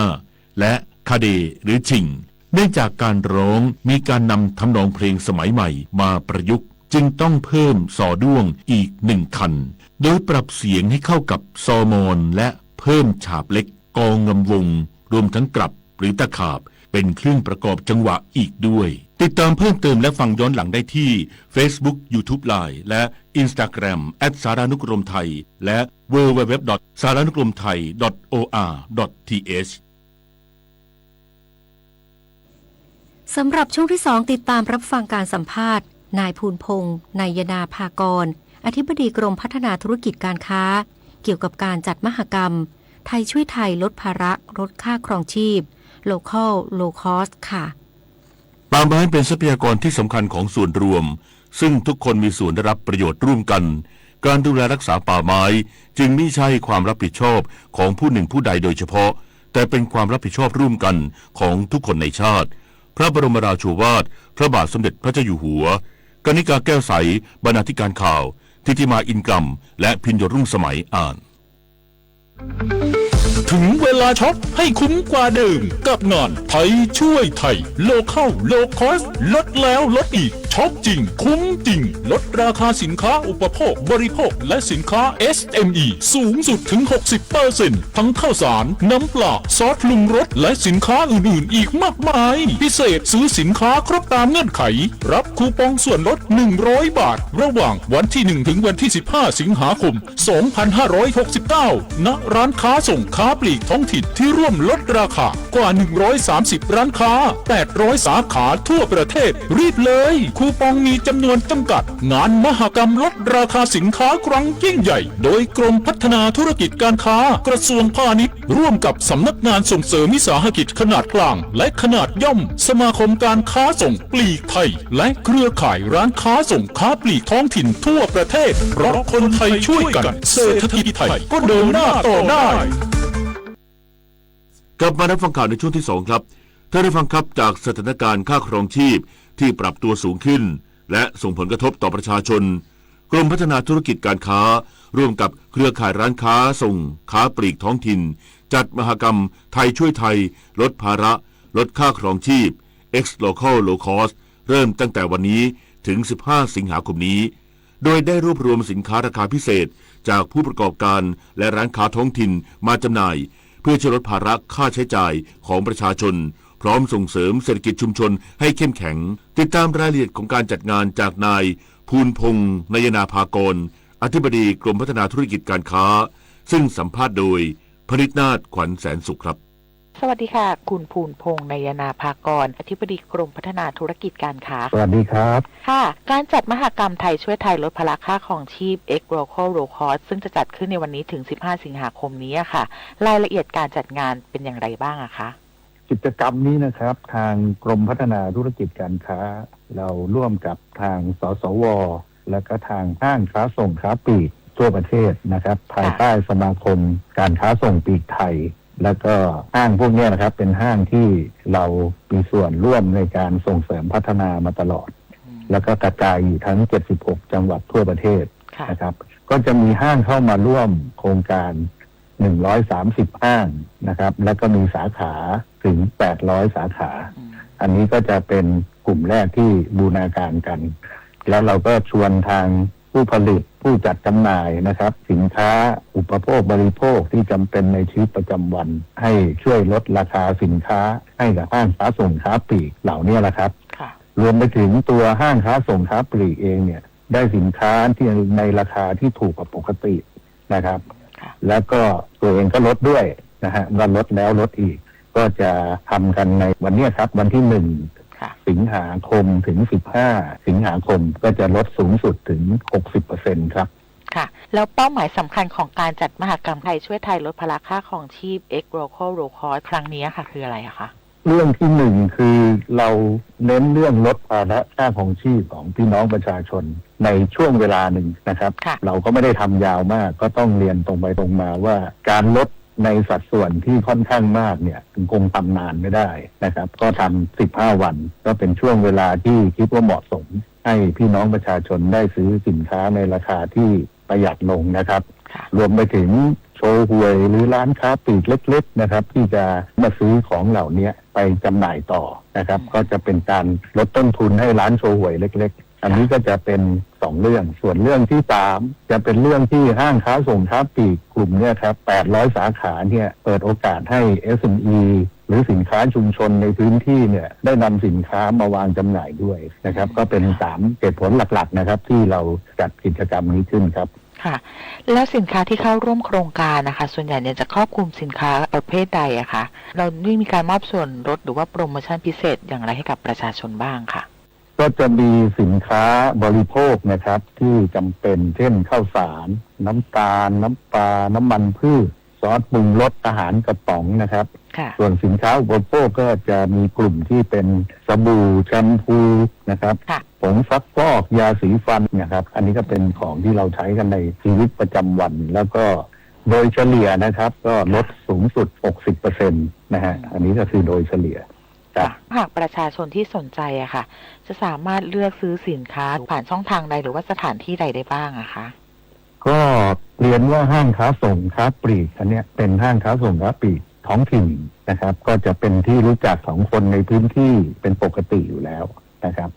แล้วก็รวมไปถึงที่เราจะมีสัญลักษณ์นะครับณจุดจำหน่ายก็คือตัวป้ายสัญลักษณ์ไทยช่วยไทยนะครับ local low cost เนี่ยอันนี้ก็จะเห็นได้ในหน้าห้างนะครับแล้วก็หน้าร้านค้าที่เป็นสาขาก็จะเป็นที่รู้จักของพี่น้องประชาชนในพื้นที่ซะส่วนใหญ่อยู่แล้วนะครับค่ะแล้วหลังจากสิ้นสุดการจัดงานครั้งนี้ค่ะเราได้มีการวางแนวทางว่าจะต่อยอดโครงการหรือว่าขยายความร่วมมือเพื่อให้ประชาชนสามารถเข้าถึงสินค้าราคาประหยัดได้ต่อเนื่องหรือไม่อะคะคือเมื่อเสร็จโครงการเนี่ยนะครับ15วันเราคงต้องประเมินนะครับว่าสิ่งที่เราดำเนินการตรงเนี้ยมันเกิดประโยชน์มากน้อยแค่ไหนนะครับซึ่งจริงๆเราก็มีโอกาสทำตั้งแต่1 เมษายนนะครับที่เราอันนั้นเราร่วมกับห้างโมเดิร์นเทรดนะฮะเป็นเรื่องที่นำสินค้าที่แต่ละห้างเขาผลิตเองในลักษณะเฮาส์แบรนด์เนี่ยนะฮะมาขายในราคาถูกกว่าปกตินะครับแล้วก็เดือนพฤษภาต่อเนื่องเราก็ชวนไปขายณที่ว่าการอำเภอกว่า800แห่งนะครับวันนี้เราก็ทำกับทางห้างค้าส่งค้าปลีกท้องถิ่นก็ชวนทุกภาคส่วนละครับที่จะเรียกว่าเป็นที่ใหญ่นิดนึงนะครับมีขนาดธุรกิจค่อนข้างใหญ่ก็มาช่วยเหลือนะครับประเทศชาติสังคมพี่น้องประชาชนนะฮะอะไรที่เราทำแล้วคิดว่าเกิดประโยชน์เราก็จะชวนกันมาทำแบบนี้ครับค่ะและตรงนี้บางคนนะคะเหมือนกับผู้ประกอบการบางรายเนี่ยอาจจะใช้ช่องทางตรงนี้ค่ะเพื่อที่จะทุจริตอะไรอย่างเงี้ยค่ะตรงนี้เราได้มีการวางมาตรการป้องกันหรือเปล่าอะคะอันนี้ต้องเรียนเลยว่าโครงการนี้มันไม่ได้ไปในรูปลักษณะนั้นนะครับเป็นการช่วยเหลือกันซะมากกว่าเพราะว่าเราไม่ได้ใช้งบประมาณอะไรนะฮะเราก็เอาตัวห้างค้าส่งค้าปลีกที่เขามีความสมัครใจแล้วก็มาช่วยนะครับแล้วก็ร้านเหล่านี้ต้องเรียนว่าเป็นกลุ่มร้านที่รับบัตรสวัสดิการแห่งรัฐ13 ล้านคนนะครับก็จะเป็นโอกาสให้พี่น้องประชาชนที่ถือบัตรสวัสดิการแห่งรัฐหรือจะเรียกว่าคนกลุ่มที่มีรายได้น้อยนะครับได้ซื้อสินค้าในราคาถูกก็คือเงินเท่าเดิมนะครับก็ได้สินค้าที่มากขึ้นนะในช่วงเวลาพอเหมาะพอเจาะเพราะว่ารัฐบาลขยายโครงการของบัตรสวัสดิการแห่งรัฐนะครับเดิมต้องสิ้นสุด31 กรกฎาคมก็มาขยายถึง30 กันยายนก็อยู่ในระยะเวลาโครงการพอดีนะครับค่ะทราบว่าจุดเด่นโครงการนี้นะคะได้มีการนำเครือข่ายร้านค้าท้องถิ่นเนี่ยมาเป็นกลไกในการเชื่อมโยงระหว่างผู้ผลิตกับผู้บริโภคตรงนี้ค่ะจะส่งผลดีต่อเศรษฐกิจชุมชนอย่างไรบ้างอะคะอันนี้ก็เป็นร้านค้าที่อย่างที่เรียนนะครับกระจายอยู่ทั่วประเทศนะฮะทั้ง76 จังหวัดมันก็จะมีการหมุนกันในระบบเศรษฐกิจนะครับมีการนำสินค้าจาก SME จากชุมชนเข้าไปร่วมจำหน่ายด้วยนะฮะมันก็จะช่วยการกระตุ้นเศรษฐกิจในพื้นที่ในช่วงเวลาหนึ่งนะครับและสุดท้ายนี้นะคะอยากให้เชิญชวนประชาชนนะคะเข้าร่วมมหกรรมไทยช่วยไทยลดภาระค่าครองชีพ X Local Low Cost ซึ่งจะจัดขึ้นในวันนี้ถึง15 สิงหาคมนี้ค่ะก็ในส่วนของกระทรวงพาณิชย์นะครับก็อยากจะเชิญชวนนะครับพี่น้องประชาชนทั้งกลุ่มที่อาจจะไม่มีบัตรสวัสดิการแห่งรัฐก็คือประชาชนทั่วไปนะครับได้มาเลือกซื้อสินค้าที่จำเป็นในชีวิตประจำวันนะครับ ในช่วงตั้งแต่วันนี้นะครับถึงวันที่15สิงหาคมได้ที่ร้านค้าส่งค้าปลีกท้องถิ่นนะครับ130แห่ง800สาขาในทั่วประเทศใกล้บ้านท่านนะครับก็อยากเรียนเชิญครับค่ะวันนี้นะคะก็ต้องขอบพระคุณคุณภูลพงษ์นายนาภากรอธิบดีกรมพัฒนาธุรกิจการค้าที่มาให้ข้อมูลกับเราในวันนี้นะคะขอบพระคุณแล้วก็สวัสดีค่ะขอบคุณมากครับสวัสดีครับ นี่เธอข้างบ้านเธอเขาทำอาชีพอะไรเหรอเห็นเปลี่ยนรถบ่อยๆมาทีไรเนี่ยไม่ซ้ำกันสักวันหลังนั้นน่ะหรอเขารับราชการอะแต่รถนั่นน่ะเป็นรถที่ทำงานของเขาเห็นเอามาจอดที่บ้านเป็นประจำอ้าวทำแบบนี้ไม่ได้นะเข้าข่ายประพฤติมิชอบพบเห็นเจ้าหน้าที่รัฐปฏิบัติหน้าที่ล่าช้าละเลยละเมิดเลินเล่อแจ้งสำนักงานปปท.สายด่วน1206จังหวัดสุรินทร์จัดงานสุรินทร์ Best Product Border Trade Fair 2026 มหกรรมสินค้าเด่นของดีเมืองสุรินทร์โดยรวบรวมสินค้าและผลิตภัณฑ์คุณภาพกว่า245คูหาเพื่อขยายโอกาสทางการค้าและการลงทุนให้กับผู้ประกอบการควบคู่การเชื่อมโยงเศรษฐกิจชายแดนติดตามรายละเอียดจากรายงานค่ะการกระตุ้นเศรษฐกิจฐานรากในช่วงที่กำลังซื้อยังต้องการแรงหนุนไม่ได้อาศัยเพียงมาตรการภาครัฐเท่านั้นแต่ยังต้องเปิดพื้นที่ให้ผู้ประกอบการได้สร้างโอกาสทางการค้าจังหวัดสุรินทร์จึงจัดงานสุรินทร์ Best Product Border Trade Fair 2026 มหกรรมสินค้าเด่นของดีเมืองสุรินทร์เชื่อมโยงเศรษฐกิจชายแดนรวบรวมสินค้าคุณภาพจากผู้ประกอบการกว่า245คูหาพร้อมกิจกรรมเจรจาธุรกิจเพื่อสร้างรายได้และยกระดับสินค้าท้องถิ่นสู่ตลาดที่กว้างขึ้นนายจำเริญแหวนเพชรผู้ว่าราชการจังหวัดสุรินทร์กล่าวว่าการจัดงานครั้งนี้ต้องการนำเสนอผลิตภัณฑ์ของสุรินทร์ให้เป็นที่รู้จักมากขึ้นวันนี้นะครับเราจัดงานของดีของเด่นเมืองสุรินทร์เชื่อมโยงสินค้าชายแดนเราต้องการที่จะนำเสนอเบสโปรดักต์ของสุรินทร์ของเราให้กับชาวสุรินทร์หรือพี่น้องนักท่องเที่ยวได้เห็นแล้วก็มีการแสดงและจำหน่ายซึ่งก็จะทำให้เรากระตุ้นเศรษฐกิจสร้างรายได้ให้กับผู้ประกอบการไม่ว่าจะรวมกลุ่มโอท็อปกลุ่มวิสาหกิจชุมชนหรือว่าผู้ประกอบการเอกชนสินค้าที่นำมาจัดแสดงครอบคลุมทั้งผ้าไหมสุรินทร์ข้าวหอมมะลิเนื้อโคคุณภาพสินค้าโอท็อปสินค้าเกษตรแปรรูปและสินค้าเด่นจากจังหวัดในกลุ่มนครชัยบุรีรวมถึงจังหวัดชายแดนทั่วประเทศนอกจากนี้ยังมีโซนอาหารและเครื่องดื่มกว่า40ร้านค้านิทรรศการสินค้า GI และกิจกรรมส่งเสริมการขายตลอดการจัดงาน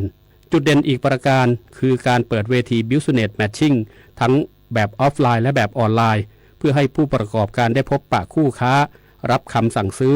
แลกเปลี่ยนแนวคิดและต่อยอดการพัฒนาสินค้าขณะเดียวกันจังหวัดยังผลักดันการจำหน่ายสินค้าผ่านแพลตฟอร์ม surinbest.com เพื่อเพิ่มช่องทางการตลาดในยุคดิจิทัลผู้ว่าราชการจังหวัดสุรินทร์เปิดเผยอีกว่า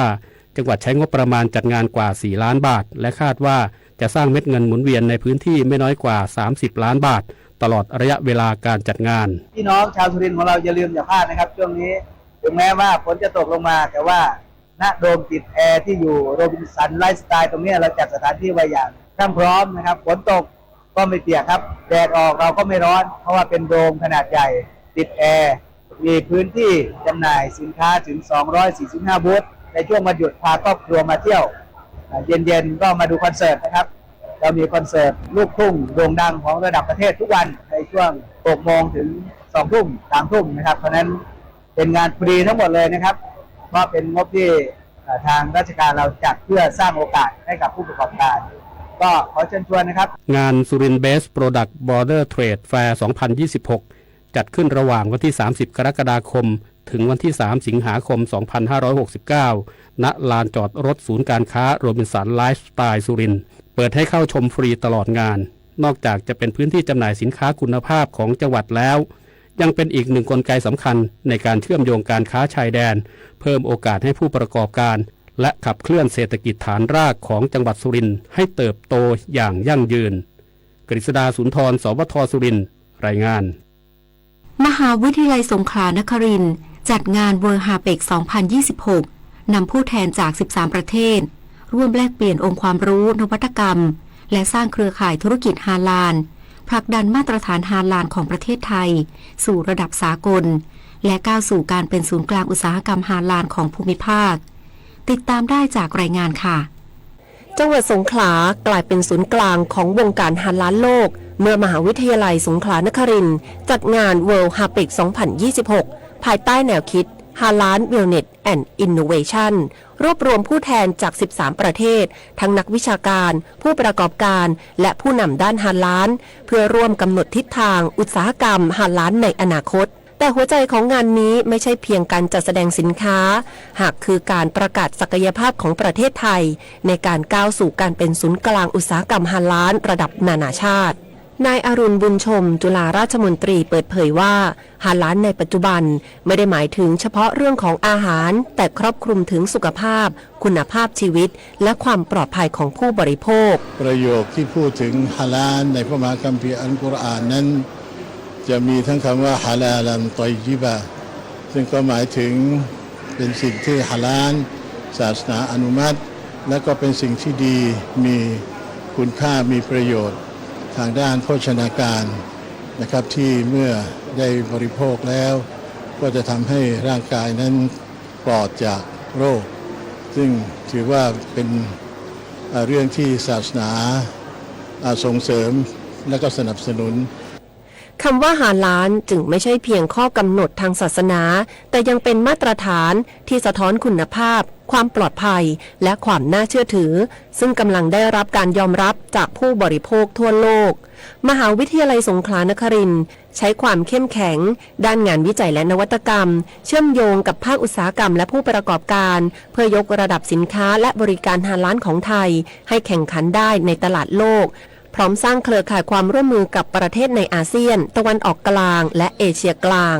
ผู้ช่วยศาสตราจารย์ดร.นิวัฒน์แก้วประดับอธิการบดีมหาวิทยาลัยสงขลานครินทร์กล่าวว่ามหาวิทยาลัยพร้อมขับเคลื่อนอุตสาหกรรมฮาลาลด้วยงานวิจัยนวัตกรรมและความร่วมมือระดับนานาชาติครับเรามีความร่วมมือที่หลากหลายนะครับทั้งมหาวิทยาลัยในต่างประเทศรวมถึงสถาบันต่างๆที่เกี่ยวข้องทั้งในประเทศและก็ภาคอุตสาหกรรมนะครับเพื่อที่จะได้ร่วมกันขับเคลื่อนให้เรื่องของฮาลาลนั้นเป็นอีกตัวที่เพิ่มมูลค่าทางเศรษฐกิจเราก็จะในเรื่องนวัตกรรมเรื่องของ wellness เรื่องของการเชิญนักวิชาการต่างๆที่มีองค์ความรู้มาแลกเปลี่ยนนะครับก็เป็นพื้นที่สำคัญนะครับให้ได้รับความรู้ใหม่ๆได้มีโอกาสที่จะนำเสนอคู่ความร่วมมือทางธุรกิจต่างๆที่เกี่ยวข้องกับอุตสาหกรรมฮาลาลในการจัดงาน World HAPEC 2026จึงไม่ใช่เพียงเวทีแสดงศักยภาพของมหาวิทยาลัยหรือจังหวัดสงขลา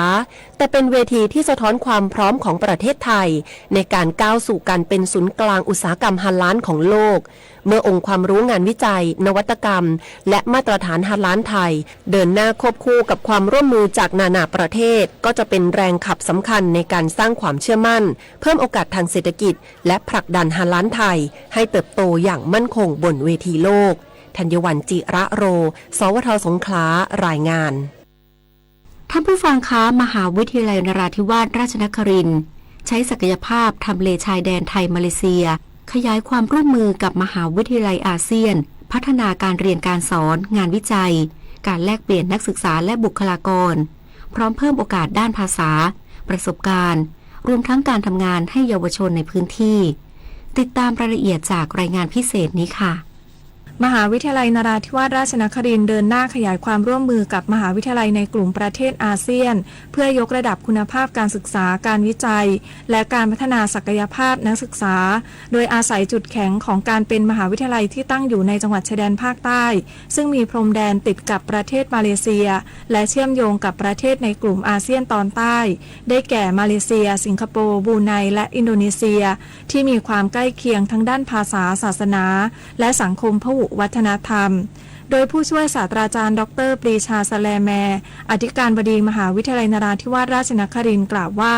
ความได้เปรียบด้านที่ตั้งทำให้มหาวิทยาลัยสามารถสร้างเครือข่ายความร่วมมือทางวิชาการกับมหาวิทยาลัยในต่างประเทศเพื่อเปิดโอกาสให้นักศึกษาได้แลกเปลี่ยนเรียนรู้ฝึกประสบการณ์ในต่างประเทศและต่อยอดสู่การประกอบอาชีพในอนาคตขณะเดียวกันมหาวิทยาลัยยังมีแผนขยายความร่วมมือไปยังประเทศอื่นในอาเซียนเช่นเวียดนามเพื่อเพิ่มโอกาสทางการศึกษาในระดับนานาชาติการลงนามความร่วมมือทางด้านวิชาการกับกลุ่มประเทศอาเซียนในครั้งนี้ก็เพื่อเป็นการยกระดับคุณภาพการศึกษา และเป็นการส่งนักศึกษาให้มีโอกาสไปฝึกงานหรือฝึกสาหกิจณต่างประเทศและมีโอกาสการมีงานทำต่อไปในอนาคตในการทำความร่วมมือกับกลุ่มประเทศอาเซียนมหาวิทยาลัยนราธิวาสราชนครินทร์ก็ขอยกตัวอย่างเช่นคณะวิศวกรรมศาสตร์เราก็มีการลงนามความร่วมมือกับ UTP หรือว่า University Technology Petronas ของประเทศมาเลเซียซึ่งเราก็มีการส่งนักศึกษาเข้าไปเรียนในรายวิชาที่เป็นห้องปฏิบัติการทางด้านวิศวกรรมโยธาในขณะเดียวกันทาง UTP ก็ได้ส่งนักศึกษามาแลกเปลี่ยนกับมหาลัยของเราอย่างต่อเนื่องนอกจากการแลกเปลี่ยนนักศึกษาแล้วยังมีความร่วมมือด้านงานวิจัยระหว่างคณะวิศวกรรมศาสตร์กับมหาวิทยาลัยในประเทศมาเลเซียเพื่อร่วมกันพัฒนาองค์ความรู้ที่เป็นประโยชน์ต่อทั้งสองประเทศนอกจากประโยชน์ที่เกิดกับนักศึกษาแล้วความร่วมมือดังกล่าวยังช่วยส่งเสริมการแลกเปลี่ยนองค์ความรู้ของบุคลากรการทำวิจัยร่วมกันเพื่อแก้ไขปัญหาที่ทั้งสองประเทศเผชิญร่วมกันเช่นการบริหารจัดการน้ำและปัญหาอุทกภัยตลอดจนการพัฒนานวัตกรรมที่ตอบโจทย์การพัฒนาพื้นที่ชายแดนขณะที่คณะพยาบาลศาสตร์มีการแลกเปลี่ยนนักศึกษากับมหาวิทยาลัยในประเทศอินโดนีเซียทั้งการส่งนักศึกษาไปศึกษาดูงานและเรียนรู้การปฏิบัติงานจริงรวมถึงการต้อนรับนักศึกษาจากอินโดนีเซียเข้ามาเรียนรู้และใช้ชีวิตในมหาวิทยาลัยนอกจากนี้ยังมีการแลกเปลี่ยนคณาจารย์เพื่อร่วมจัดการเรียนการสอนและพัฒนาองค์ความรู้ด้านการพยาบาลร่วมกันในเรื่องของการแลกเปลี่ยนความร่วมมือของกลุ่มประเทศอาเซียนกับมหาวิทยาลัยนราธิวาสราชนครินทร์ในครั้งนี้ผลพวงจากความร่วมมือในครั้งนี้ก็จะทำให้เป็นโอกาสของนักศึกษาของมหาวิทยาลัยนราธิวาสราชนครินทร์ที่จะได้เรียนรู้สังคมพหุวัฒนธรรมได้มีการพัฒนาภาษาและอาจจะนำไปสู่โอกาสที่จะฝึกงานหรือมีอาชีพในอนาคตในส่วนของด้านบุคลากรเองเราก็ได้มีโอกาสในการแลกเปลี่ยนองค์ความรู้ในเชิงวิชาการและก็มีความร่วมมือในการทำวิจัยเพื่อแก้ปัญหาร่วมกันเช่นปัญหาน้ำท่วมระหว่างสองประเทศไม่ว่าจะเป็นประเทศไทยกับประเทศมาเลเซียทั้งนี้มหาวิทยาลัยนราธิวาสราชนครินทร์ยังมุ่งต่อยอดความร่วมมือด้านการวิจัยการแปรรูปผลิตภัณฑ์การเกษตรและการขยายตลาดสินค้าไปยังประเทศเพื่อนบ้านโดยเฉพาะกลุ่มอาเซียนตอนใต้ซึ่งมีบริบททางสังคมและวัฒนธรรมใกล้เคียงกันพร้อมเดินหน้าสร้างเครือข่ายความร่วมมือกับประเทศสมาชิกอาเซียนอื่นๆอย่างต่อเนื่องเพื่อยกระดับศักยภาพของมหาวิทยาลัยและสร้างโอกาสทางการศึกษาให้กับเยาวชนในพื้นที่จังหวัดชายแดนภาคใต้สู่เวทีนานาชาติปพิชานันท์เทพรักษ์สวทนราธิวาสรายงาน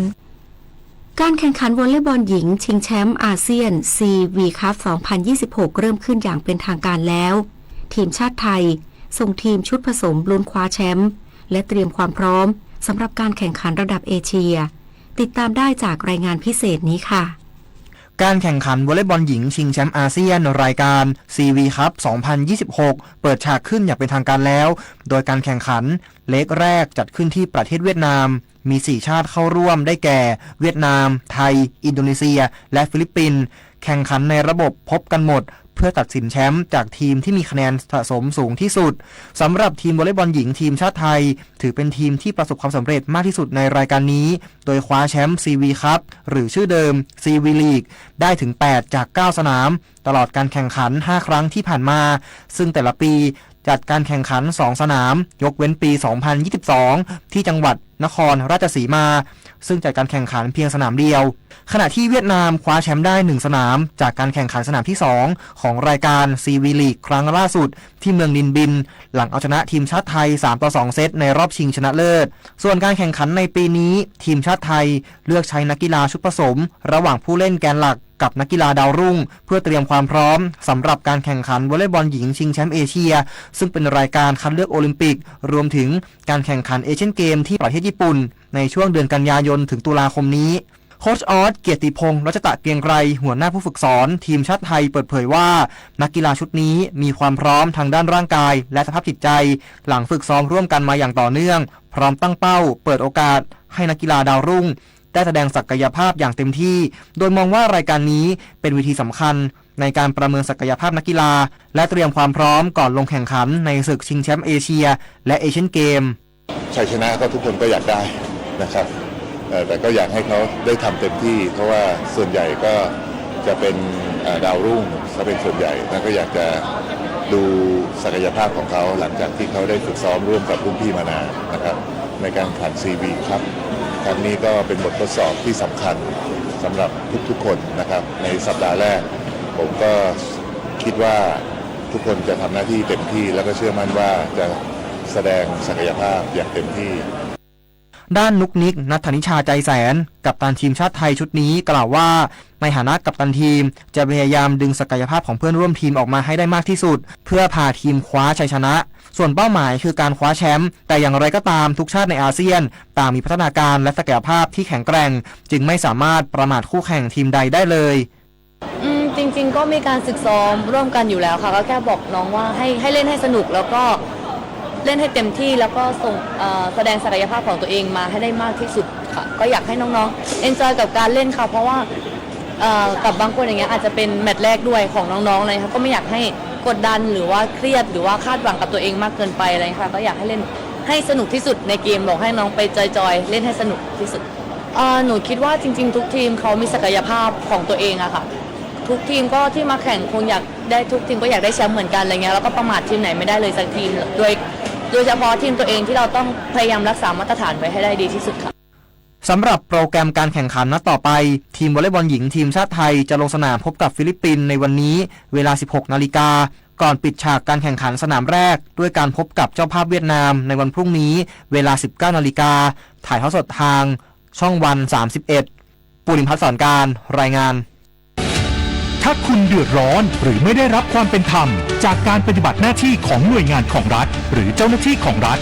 แจ้งหรือร้องเรียนได้ที่สำนักงานผู้ตรวจการแผ่นดินหรือสผผ.สายด่วน 1676 โทรฟรีทั่วประเทศหรือแอปพลิเคชันผู้ตรวจการแผ่นดินติดตามข่าวสารได้ที่เว็บไซต์ Facebook YouTube TikTok และ LINE สำนักงานผู้ตรวจการแผ่นดินหรือสผผ.ชาติศาสนาพระมหากษัตริย์คือรากฐานของความเป็นไทยร่วมกันสืบสานปกป้องและภาคภูมิใจในสถาบันหลักของชาติเพราะความมั่นคงของแผ่นดินเริ่มต้นจากหัวใจของเราทุกคน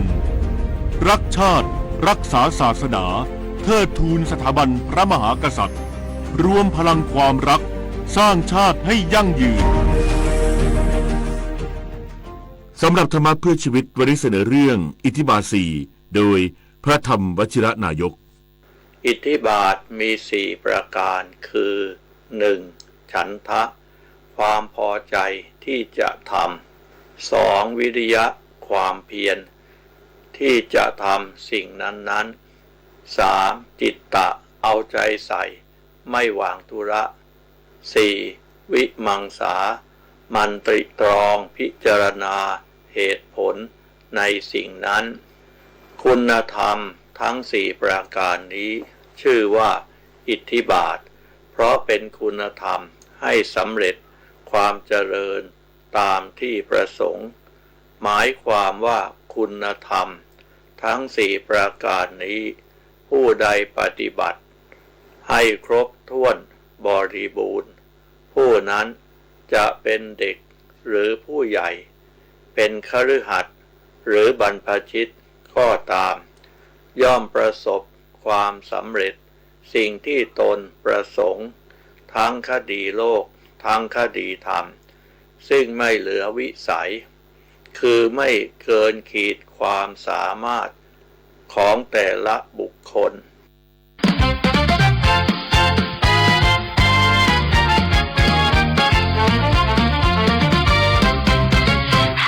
ซีซั่นใครบอกว่าต้องรอปลายปีเปิดปฏิทินดูสิความสุขไม่มีวันหมดอายุไม่ต้องรอวันหยุดยาวไม่ต้องแค่ลมหนาวที่พัดมาเพราะเมืองไทยเรามีเรื่องราวที่มากกว่ารอให้ไปเจอทุกวันเจอวันจันทร์หรือวันอาทิตย์จะฝึกร่างกายให้พร้อมเที่ยวเมืองใหญ่ที่คุ้นเคยแล้วลองเลี้ยวไปเจอเมืองรองชิมอาหารจานโปรดก่อนวิถีชุมชนบ้านๆจนในสภาวะไทยสุดใจจนใจฟูฟ่อง Thailand 365 Day มหัศจรรย์เมืองไทยเที่ยวได้ทุกวัน Thailand 365 วันเปลี่ยนเรื่องเธอกับฉันเป็นวันที่น่าจด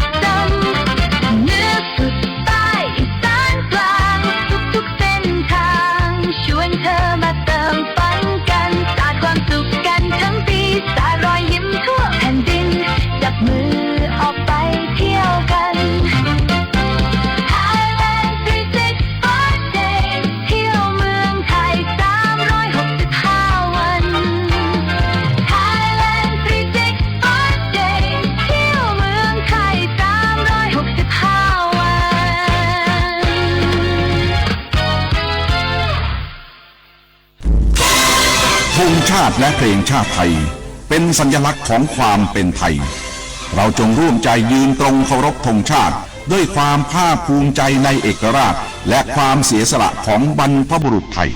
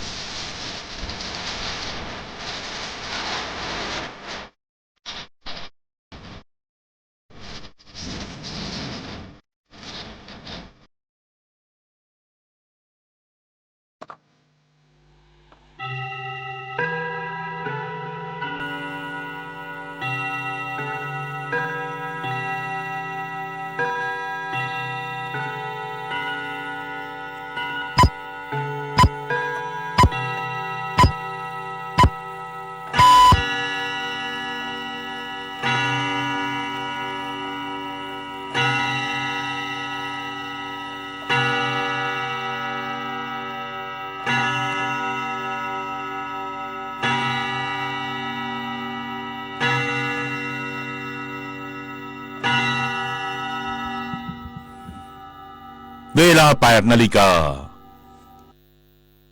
ประเทศไทยรวมเนื้อชาติไทยเป็นประชารัฐผ้าไทยของไทยทุกส่วนอยู่ดำรงคงไว้ได้ทั้งมวลด้วยเคยร่วมหมายรักษาความ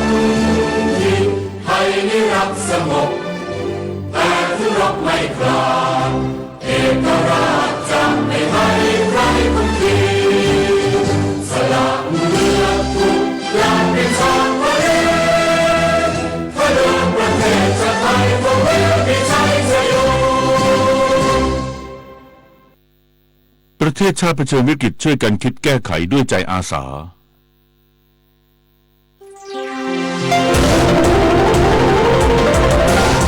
วิทยุแห่งประเทศไทย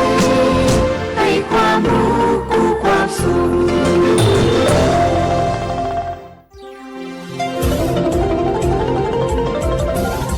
วิทยุแห่งประเทศไทยให้ความรู้กู้ความสุข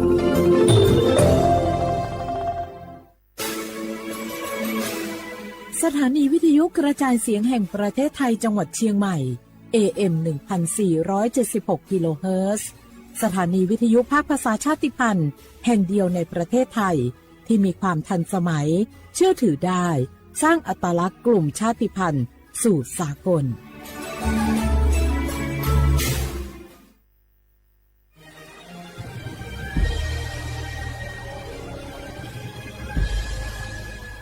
เกิดเป็นคนไทยเติบโตบนผืนแผ่นดินไทยจงภูมิใจในความเป็นไทยชาติไทยเรานั้นนับเป็นชาติที่มีความเป็นมาเก่าแก่ยาวนานเรามีภาษาวัฒนธรรมและมีสิ่งต่างๆที่เป็นเอกลักษณ์ให้เราได้ภาคภูมิใจในความเป็นคนไทยเราควรเห็นคุณค่าและมีความรักชาติหวงแหนแผ่นดินอันเป็นมรดกของบรรพชนร่วมภาคภูมิใจในความเป็นไทย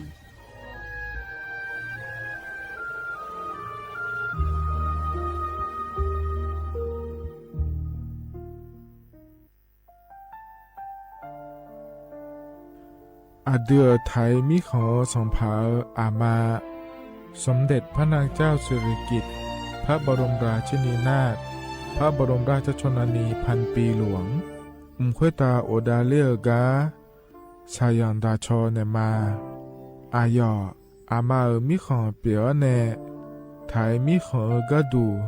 อาคาชอเจอกะดูเงเกเนลาหมายแอจิเชนีถามิเนนือมาละเคว มาเงเลเชญญาเธอมิเนอาดิมาโยอานาลูอายอนเนเกเนโยเยบอเนมาอีนอายอมาโดอาดิเนโกเอียเนอุควตาโอดาเลมิเนนือมาหน่วยสาวเนวอจอเรญาอาดิมาโยอานาลูอายองนือมาละเพยอจอนาลูเนเกเนโยเยบอชอเนมางามาอาเขาชอเจโยอานาลู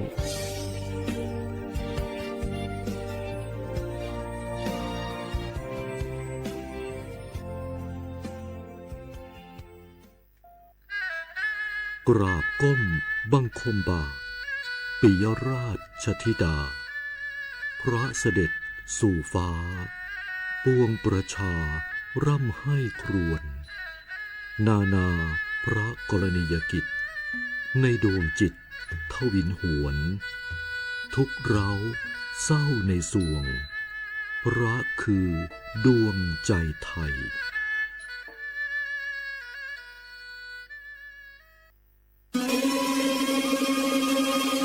ก้าวสำคัญมาถึงแล้วเจียงใหม่นครหลวงของล้านนาสู่การเป็นมรดกโลกต่างวัฒนธรรมขององค์การยูเนสโกเมืองที่ยังมีชีวิตและมีประชาชนอาศัยอยู่ร่วมกันวันที่ 3-8 สิงหาคม 2569 นี้สภาการโบราณสถานระหว่างประเทศจะลงพื้นที่ตรวจความพร้อมจังหวัดเจียงใหม่ขอเชิญชวนภาครัฐเอกชนและพี่น้องชาวเจียงใหม่ทุกคนมาร่วมแรงร่วมใจพัฒนาปรับปรุงพื้นที่ทั้ง5ประตู4แจ่งตามแนวคูเมืองและ7วัดสำคัญวัดเจียงมั่นวัดพระสิงห์วัดเจดีย์หลวงวัดพระธาตุดอยสุเทพวัดสวนดอกวัด7ยอดและวัดอุโมงค์ช่วยกันดูแลให้สะอาดงดงามคงคุณค่าสถาปัตยกรรมดั้งเดิมเพื่อต้อนรับการตรวจครั้งสำคัญนี้ร่วมกันร่วมสนับสนุนเจียงใหม่สู่เมืองมรดกโลกต่างวัฒนธรรมโดยสวท.เจียงใหม่สำนักงานประชาสัมพันธ์ที่3กรมประชาสัมพันธ์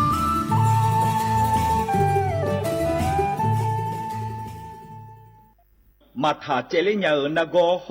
มาเลยนากอนากาสปสชขอนากอลาซาเพขอเนแม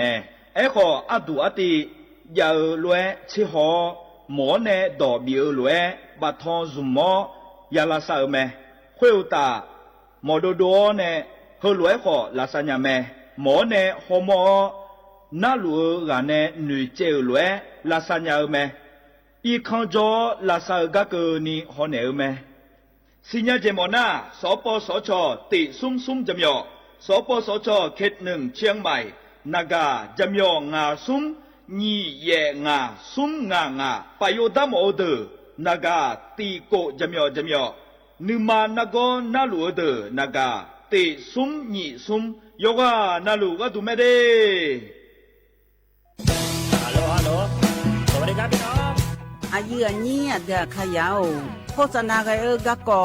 สถานีวิทยุกระจายเสียงแห่งประเทศไทยจังหวัดเชียงใหม่พอปานเนอบีเคฮอมอนาแอออนหลิญาเมเจสถานีวิทยุกระจายเสียงแห่งประเทศไทยเฮนาอย่าซิมก้อนบีดูอย่าล้อนแต่ช่องหางละหาเชลกับปจักันเนอดูโฮอีสอนนี่กามาเล่าเนกามองขากากาอีกุญญาอายุเนียวโฆษณาบีเกหมอญาแลนึงมาอ้อนนานากาในเหลียวในชนยังง่ายีเนียวนากาสัมโบนาขอนี่จำยองาซุงมีสีโกจำยอโกเย่และงาเดใจที่โบนาขอนี่จำยอเวนี่มีโกเย่งาสีเวและงายีเนียวมาเจอเกญา我是下面โอโบดาจ้าโอเบชเปอร์เหมือนสุนคาพอกว่าย้อจงตัวดูธรรมาสถานีวิทยุภาษาชาติพันธุ์แห่งเดียวในประเทศไทยทันสมัยเชื่อถือได้แล้วพบกันที่สวทเชียงใหม่ AM 1476 กิโลเฮิรตซ์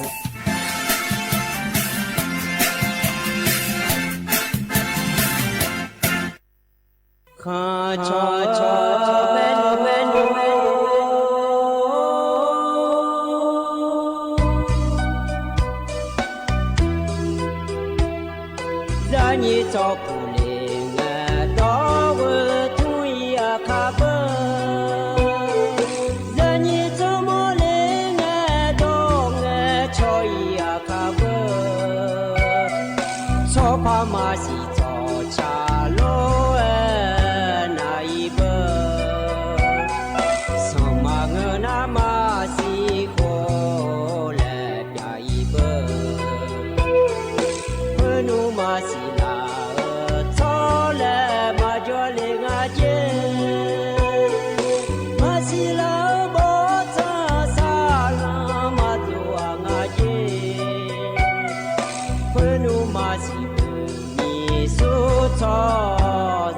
เจมาสิลาดาเบมีอาชอลางาเจวินสิลาโยฮาชอเมียสิลาเงนาญาโยฮาชอฮาเมียดาอยู่นี่ไงเวชอชอเมียกูเลยอยู่เนี่ยดูเมียมอเลยชอชอรวยอาดิซานีที่ผู้มาจังเลยสองมือยืนยาวเมื่อที่ดูมาตายจานีชอจอเลยอาดิคือลองหินเย่อินายามอจอเนดองเงชอตามาเฮ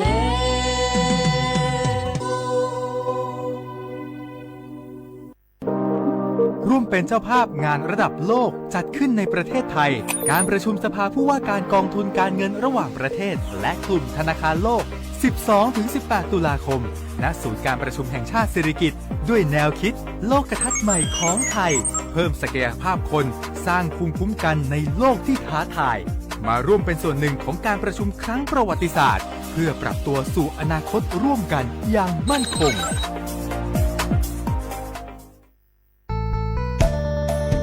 สถานีวิทยุกระจายเสียงแห่งประเทศไทยจังหวัดเชียงใหม่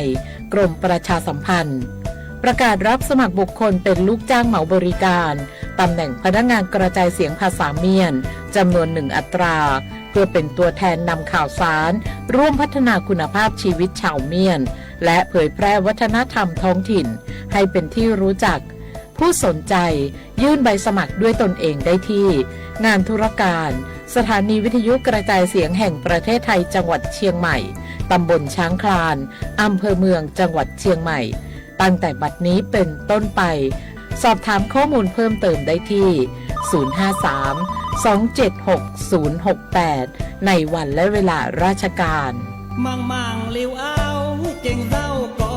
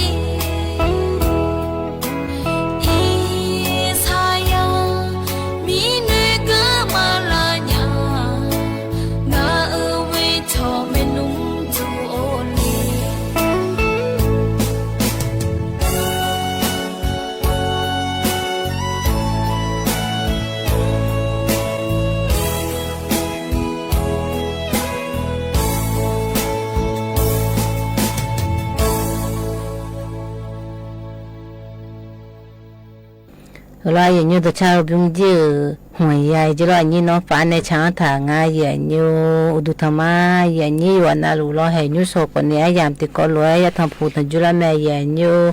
ยามติกอลอยอย่าหลานในหัวหลากันนี่งาจีอย่านี้แล้วยามย้ายถึงแน่จุดามาอย่าอยู่กันในตาหน้ามันในหย่อมดูแลได้ในมาอย่าอยู่กันในหย่อมดูนะคนนี้สถานีวิทยุกระจายเสียงแห่งประเทศไทยจังหวัดเชียงใหม่สำนักงานประชาสัมพันธ์ที่3กรมประชาสัมพันธ์อยู่นู่นนะคนนี้สวทเชียงใหม่และงานใหญ่ยูนายอย่างนี้นะหายาพอหน้าคนนี้บอกคือมาขอแล้วก็คงอร่อยอย่างยูAMติดพยาย49กิโลเฮิรตซ์และงานอย่างยูหน้าเฟซบุ๊กพอหน้าคนนี้สวทเชียงใหม่AMติดพยาย49กิโลเฮิรตซ์และงานอย่างยูหน้าคนนี้งานมันในจุดดูหัวกับพอในหน้าหายาและงานอย่างยูกันในตาหน้าที่มาขานอนและพายดาในมาอย่างยูที่มาขานอนหน้าคนนี้ยกกระงาเยซีบลามอติโคไทยพอหน้าคนนี้วันเสาร์และร้อยเย็นเยอะหน้าคนนี้ตีสิงหาคมยี่พังอายากุชื่อร้อยเย็นเยอะคือคนนี้ที่มาขานคนนี้มันเงี้ยย้อนนายได้ในแม่เย็นเยอะยูโซคนนี้จะกาจีแล้วแม่นี่เลยทำไมเย็นเยอะก็มาเกลือมินะโดยชาติบิมแล้วบินามาเย็นเยอะโดยชาติบินาคนนี้อุลาญาเมลาและงานเย็นเยอะไทยพอหน้าคนนี้กลับมาได้ไหมและติกโลน่าดมาเย็นเยอะ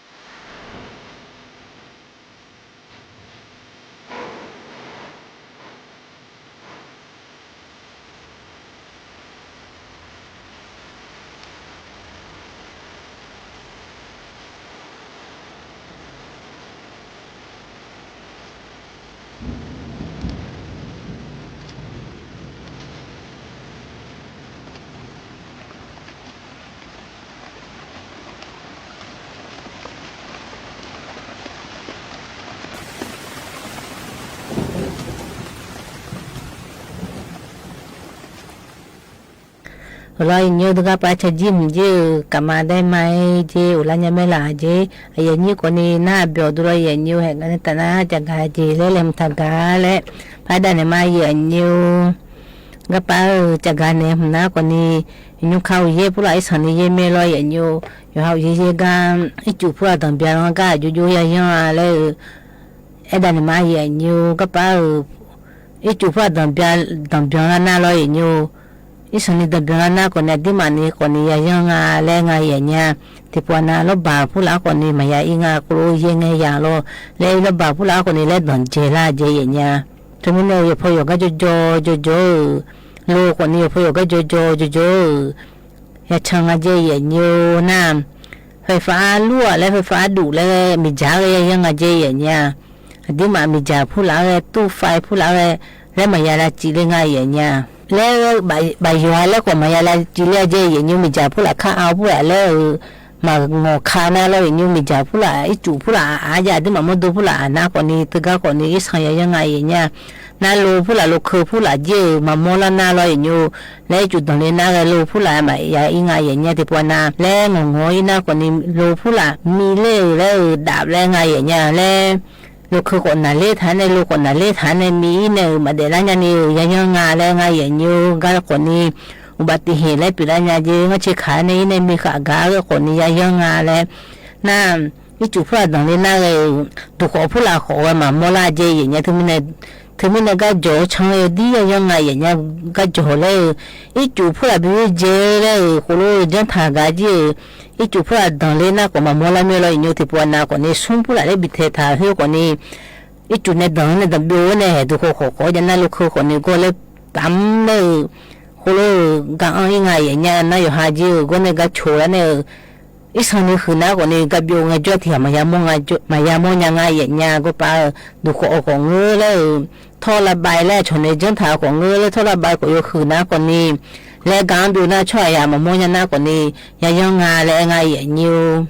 น่าจะที่จีน่าคนนี้จียาผู้ละลอยอย่างนี้อย่ามาคิดเสียล้อผู้ละบุคลามาผู้ละคืออีจูผู้ละพอเนี่ยกูรู้ว่าอย่ามาจีจูเจได้ไม่ลอยอย่างนี้คือการไอ้สัญญายังไงอย่างนี้ล้อบุคลามาคืออย่ามาคิดเสียผู้ละคือตัวเพล่ามึงอ่ะที่ไม่เนี่ยอยู่หาจีกูรู้ตอนนั้นไงจ้าสันนอผู้ละเธอโนฐานเนี่ยจงไงเนี่ยสันนอมาลนาเงียนะคนนี้จุพระดงกาชนะคนนี้สันนอบลอเล่จีนงไงเนี่ยสันนอบลอเล่อยู่พาเล่นนอทานเนี่ยชงไงเนี่ยสันนอเตะพวกนอชนะคนนี้คือก็ยังเล่น้ำเป็นนั่นก็ยังเจียเนี่ยก็ไปเชื่อโลเล่จีพวกนั่นก็มีจีหังเงี้ยจีนั่นก็ยังงาเล่ไงเนี่ยน่าก็รู้น้ำท่วมเลยจุดพัดดอนน่าคนนี้อยากคุ้มผู้ละยังอยากคุ้มผู้ละดอนจาน่าคนนี้กับปาลิกาก็ยังเลยอาชนเนี่ยนุ่งจุดถ่ายผู้ละที่เรามาจนนี่กูจุดถ่ายก็ออกเลยกับปาลิกาก็ยังเลยเดี๋ยวเพื่อก็มาจนงานที่มากูรู้มือผู้ละยังไงเลยเนี่ยกูจุดถ่ายน่าคนนี้ชดตัวอยู่กูเลยสังจุดกูถ่ายก็คนยังกาเลยกับปาลิกายังงาเลยงาอย่างนี้หุ่นน่าคนนี้น้ำท่วมไงลอยอย่างเงี้ยน้ำท่วมไงกูรู้ยังไงอย่างเงี้ยอุจิหูก็เต็มเลยก็ฉีหนูผู้ละอุจจะเหตุผลเนี่ยชูผู้ละชูสันนี่ยังไงเจอย่างเงี้ยโลกไข้ดินแล้วก็ยังเลยก็ปากกระสีผู้ละอยู่หามยมจ่าตัวยังไงผู้ละจ่าตัวเดียผู้ละจะน่าลอยอย่างเงี้ยเดียผู้ละจะน่าสนบลนอและไงอย่างเงี้ยสนบลนอและน้ำยมดูจิ๋วจู่ไปเปียแล้วก็หนูน้าคนนี้นบผู้ละลาบผู้ละลอยอย่างเงี้ยลาบผู้ละไอ้จู่ผู้ละลาจีไงอันที่มาล้างมาบีอาลาดูเลยเราตัวนี้ที่เดือนนั้นไม่น่าคนนี้ภาษาเติมเนี่ยคนนี้มือพายเด็กขาจะลอยอย่างเงี้ยคนรู้อยู่ไปเปียกันลาจีน่ะน่าที่เดือนนั้นคนนี้เดียผู้ละไม่น่าคนนี้ที่ว่านะอยู่ไปเปียก็ก็ยาชังเลยก็ไม่ลอยอย่างเงี้ยจู่ตรงก็ยาชังเลยคนรู้ชังน่ะไม่ฉาผู้ละสายเย่ผู้ละคนรู้หนูน้อยชังน่าจีอีข้อเล็กคือน่าคนนี้อีจู่เขามาจีบูแรงไงอย่างเงี้ยจู่จีบูเนี่ยคนรู้ดุมพันเนี่ยโจเจมิชิว่าดุมพันอะไรอย่างเงี้ยอีจู่คนนี้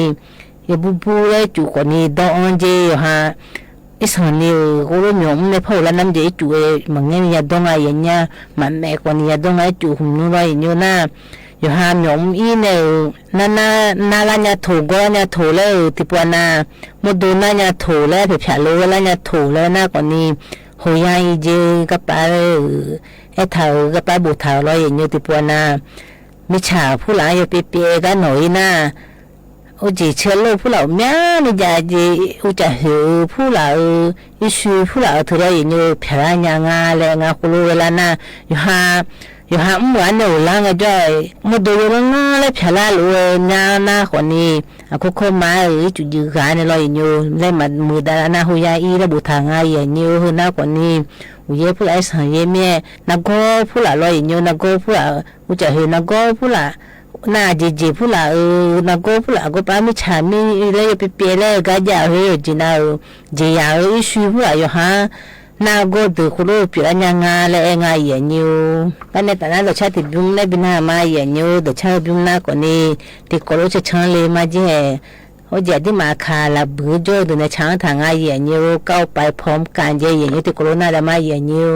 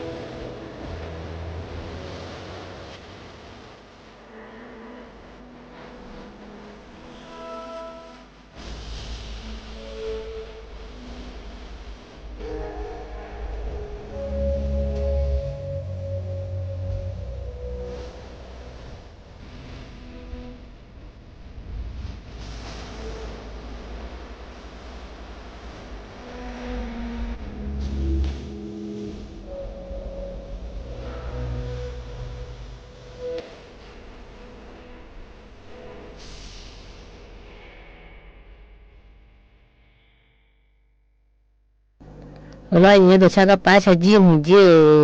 adi ma khau pa la bu mo jo ne cha tha nga ye nyu ti ko lo se chon le ma le thai pho ne bu tha na ko ni kao pai phom kan ji lo ye nyu ko ni na byo du lo ye nyu he ka ne ta na ai yam le ayo ma neทบทวนสิ่งและบินเนกาและกน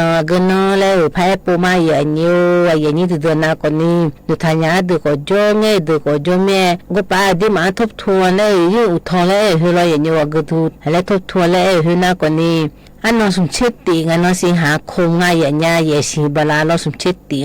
บลาติสิยังอาเสียอย่างนี้เลยยิ่งอุทธรณ์เลยดูเราอย่างนี้แก้ไขเลยอุทธรณ์นะแก้ไขเลยว่าสุดท้ายนะคนนี้อันนอหนีเช่งอันนอง่ายอย่างนี้โหสิบลาเราหนีพังอายะกูเชื่อหัวเราอย่างนี้คือดูนะคนนี้อักจิวมาชาเลกาเลยอักจิวิเปเช่งาเลยอักจิวโลงาเลยอุปนิเชกันเราอย่างนี้หมน้าคนนี้เอกสารพวกละเฮจิลุงา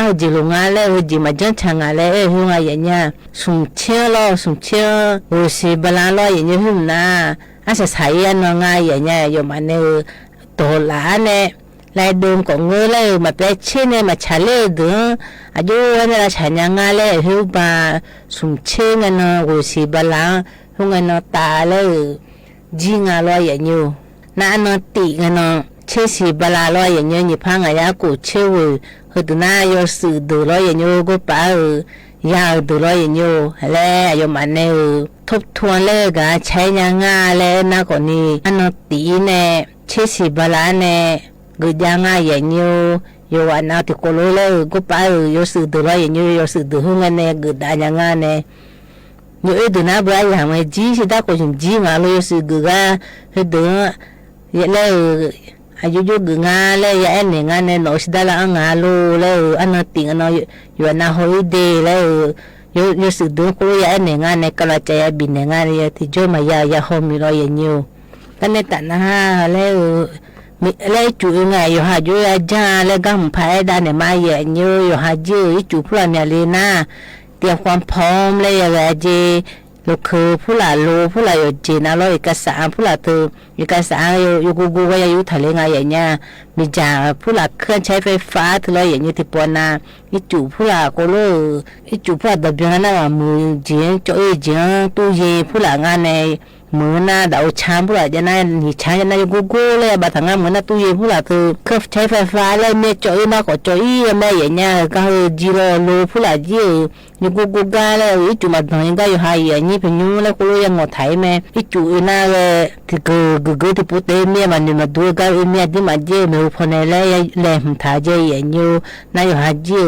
ข่าวผู้หลานล้อก็ดูฉันยังงาดีแล้วก็ดูฉันยังงาดีแล้วชนเนี่ย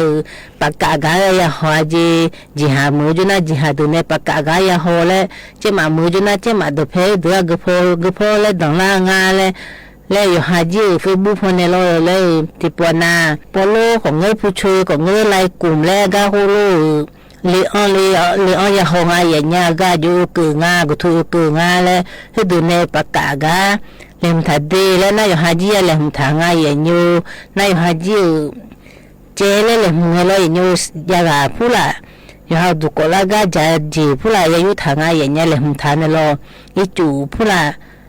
พัฒนาผู้ละโทรศัพท์ก็ตัวแบตเตอรี่ก็ตัวแบต300เท่าระยะใช้เดือนถ่ายเจอย่างเงี้ยกูกับไปอยู่ฐานในกับไปมึงโดนฐานในที่ปนายเพี้ยนนี่เขาที่เขานี่เขาอยู่บ่าและพัดเจและลอยอย่างอยู่แม่บุญนาคนนี้พันนามัยผู้หลานกูรู้ว่าอยู่ทางงานในมึงน่า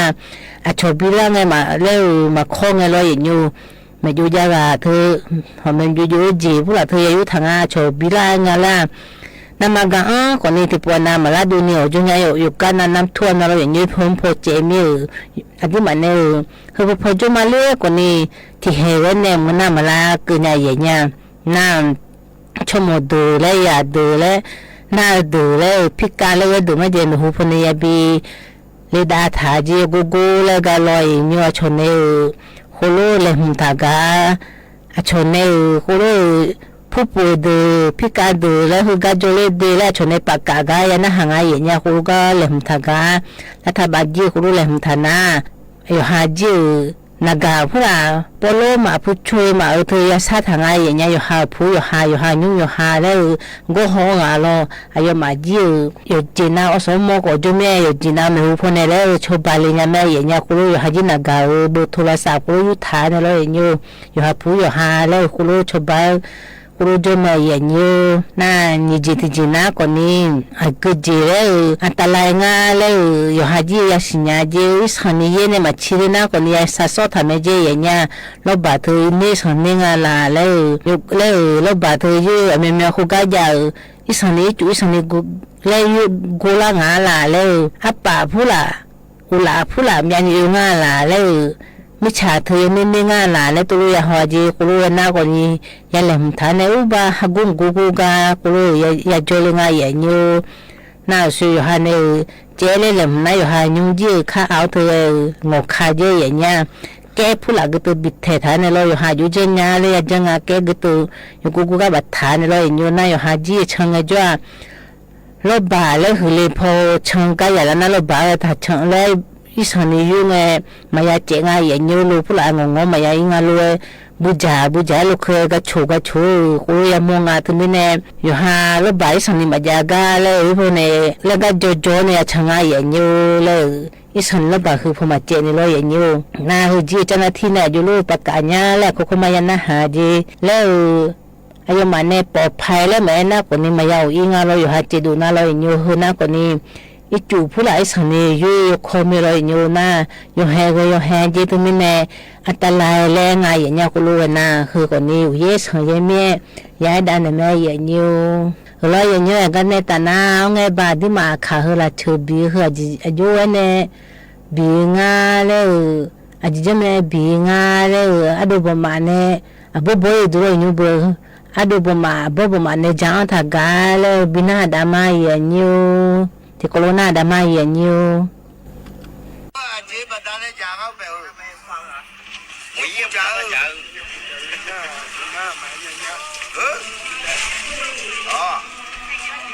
也苦那时候跟他那一起哎，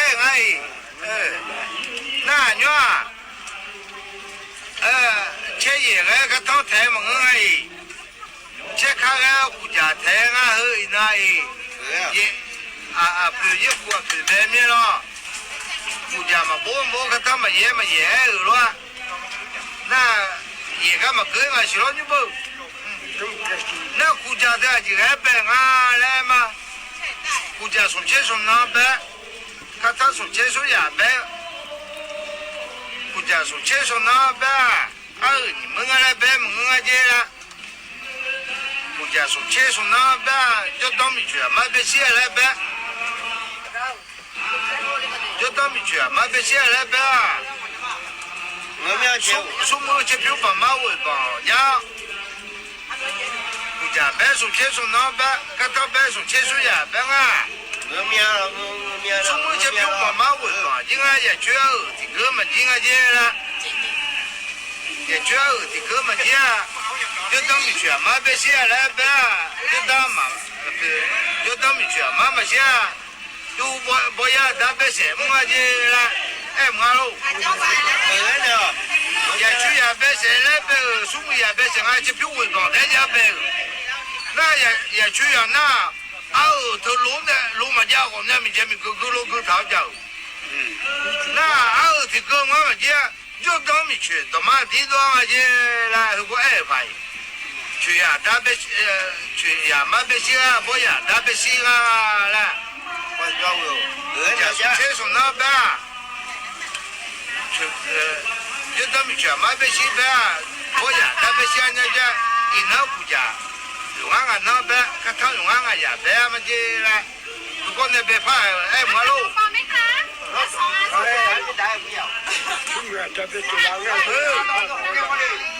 怎么样？当然，苏木也别睡觉，那你去了嘛？这个蛮细密了。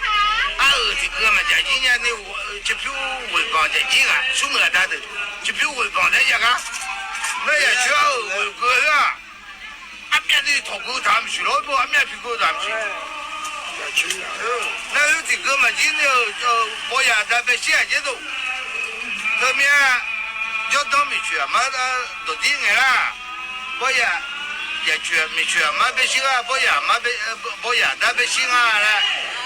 没去了嘛懂ไงล่ะ俺老公。有西面，没去了嘛懂ไงล่ะ这个命啦，这边俺嘛就当没去白西了呗，不呀，但去皮文房在家有的家就的西那面，有啥都比啥嘞，有啥都白谁来白啊？哦。那这票我们回房间呢，那也去那额一度他这个没劲啊，我个不度他个这个。那这面就当没去嘛的呢，俺了，俺嘛白谁来白，那嘛白谁面了不啊？没去，没去了嘛都白谁来白个了，有啥呀的了？白谁来白？还要不呀的，这票回房在家呢，回房还没回派，数没得了耶，都西那面穿白胖啊，你那国家用俺那边，他用俺也在白嘛，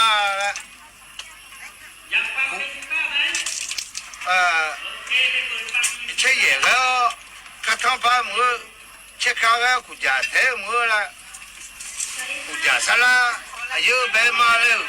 我白俺那是，俺没白俺一多耶，白俺呢，有啥呀？那谁来叫我了耶？什么也得了耶？哦，家白个家白俺都么个，看他白都也你在么个啊？家白我他要叫，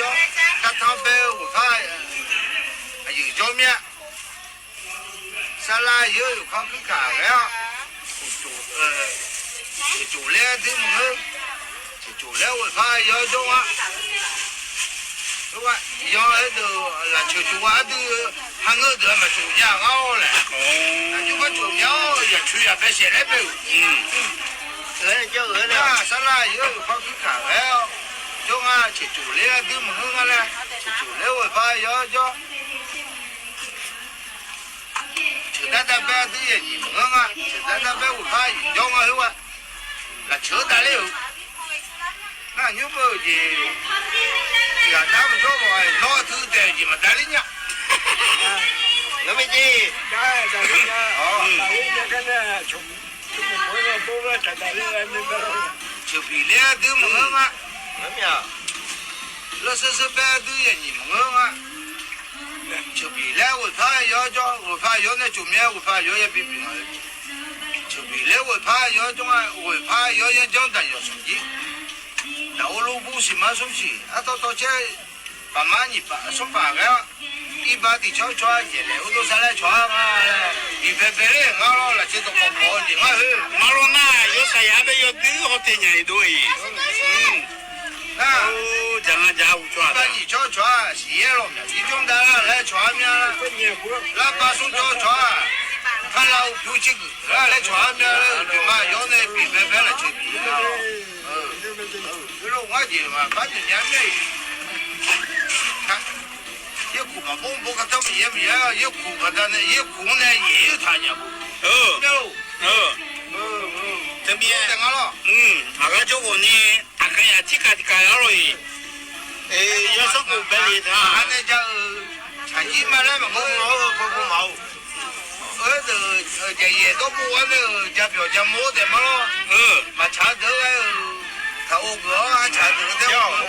不酒，不弄前面，对，养个没多啊，嘛咯，查个眼嘛，查个眼咯，一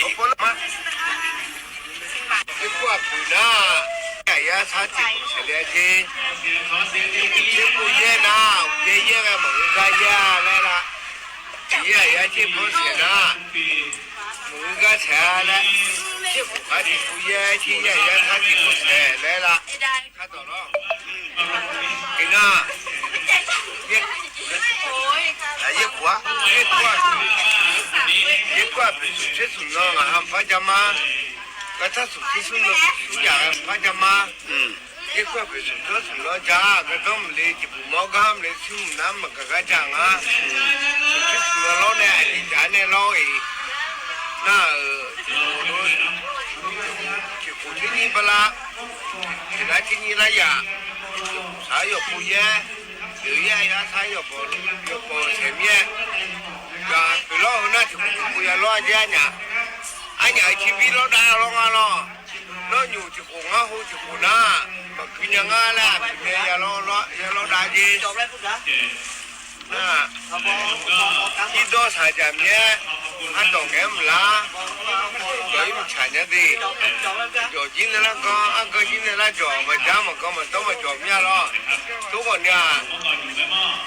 我啊难叫，我不拉胡钱，你那个，你俩呀，这个时间这不要是这没这还呀家，这个时间这那你俩你个面。ai phá ra bên người số ra lấy được cái là như liệu như là như liệu nó là dễ chơi nó chỉ quá chơi cái chơi chỉ phụ chơi cào ăn lẩu yêu bỏ lấy khu đi mà tham ăn này mà nghe gì nhớ từ mà cha nói là na mà chỉ trái thằng bà mà cha nói nó cứ chưa mà cha nói như là khali tháo thì đó mà cha nói chỉ chơi cho chưa thì chẳng là mà chia trái trên trái mà chẳng là gì mà cha tới cho nó mà chia trái thập mà gì để là nghề này thoa cho nghề nó không phải dùng dùng thoa cho phép phong miễn nó tổ mà thì nghề là nghề này hà lô cái này nó ngã cái chỗ này thành nghề được ngã hà lô cái này ngã mà cái chỗ là có bỏ chứ đi phải những cái máy miễn na bữa nay cái phải nhà sản miễn chỗ rồi đi mà lo ya nyu ga pa adu bu mane ja tha ko ni na mu du lo ya nyu ga ne ta na ka ye cha lo ya bina da me ya nyu ka ye cha gam na ko ni a phi a sơ le jinga ne hong ga ba yo ya gu gu nga na yu nga ne nyu na phi a sơ le jinga ne che ma mu ju nga ya nyu a ye ni ko ni te ko lo bina da ma nga ko ni ya hu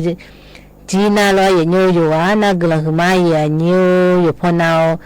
te kolo jo da la ne kala khuma du thama te kolo khaya chaga bina da ma ye nyu nga chi do ni do chang la ma he cho ư ya bi nga m chen ya ho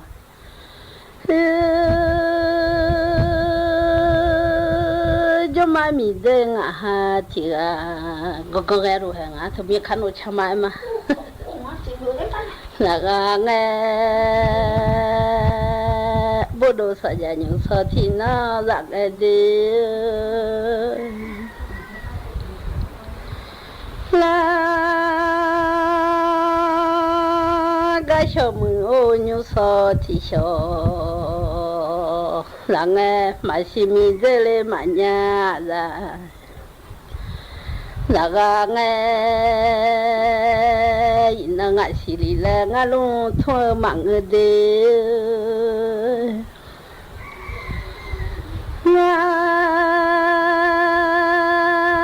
nhà ra ô lì là ngã đó khỏi mạng người nó té ngã luôn thôi mạng nhà đi ngã xì té ngã lu thôi mà nhà mía ngã nhà lo nô tệ ngã đồ khỏi mà nhà đi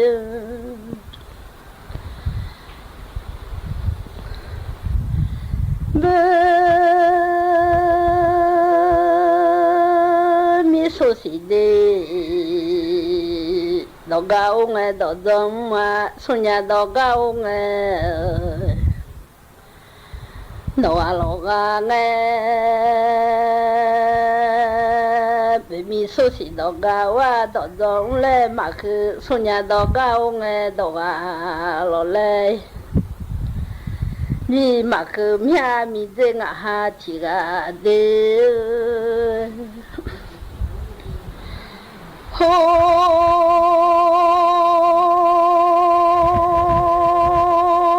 lo đam mà đi xin nghe đó là ra mà lang lì à hùng ba đam mà nhang nghe đó cho mà quỳ đi lo ya hùng ba đam mà xí so ra hùng ba đam mà nhà so ra nghe đi na yo ne ti yo thung e de da ba yo si yo ne ti yo thwa yo so da ma nyang e yo do khong e de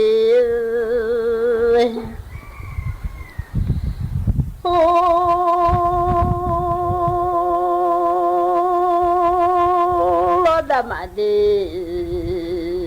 me che tu che lo ba da ma me si tu si wa nghe nyu so me za thu ra la la yo le de nyu so ra lo me za thu ra lo nó ba ra nu me doi thôn đầu qua lẽ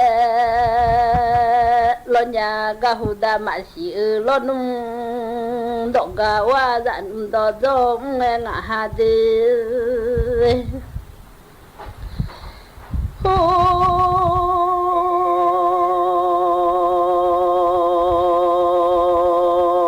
ba da mà ô xí soi đó là lo lũ nhu ra nung mà xí za ga nghe mà xin ngã ra nó ba ra thu lũ nhà xe mà nhà ra nu nó ba yang nghe lũ nhà xí so dơ à đa nhà so dơ à đa đều li xe so thế nhị đó phải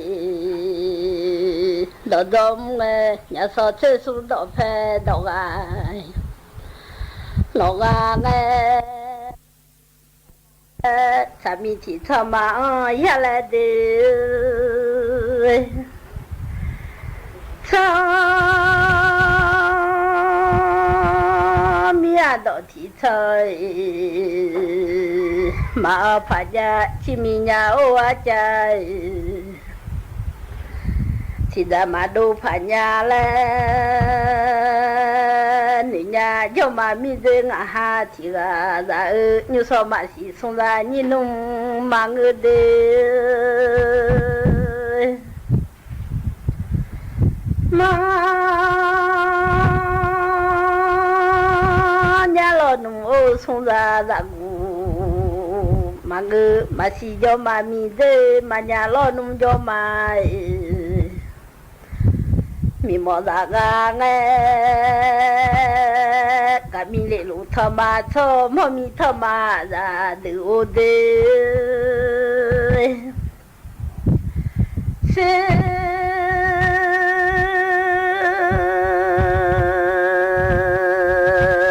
mi thơ mò đó phê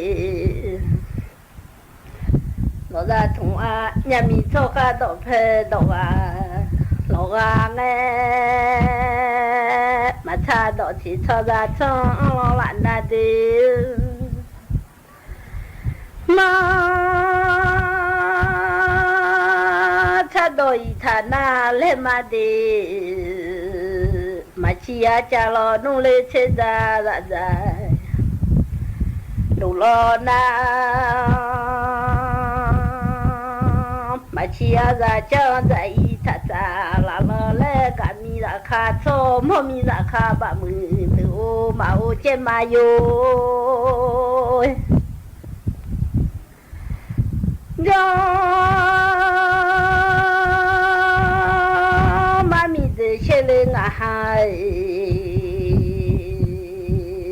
chỉ là ra mà thật ra đó là ra nghe nó dễ thằng cái là lo lên mà chia ra cha nó lo thằng cái mà cha nó nêu cho qua đi mà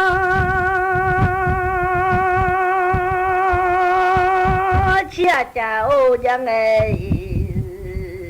nó lo mà cái lìa mà chia cha nó khơi chơi ẩm qua 米的马西拉呵了他看马家老农让呵了他觉得马西拉头脑吃了会马家米的让头脑老拉些就马米的啊哈提啊啦马西阿努哈西提到我的马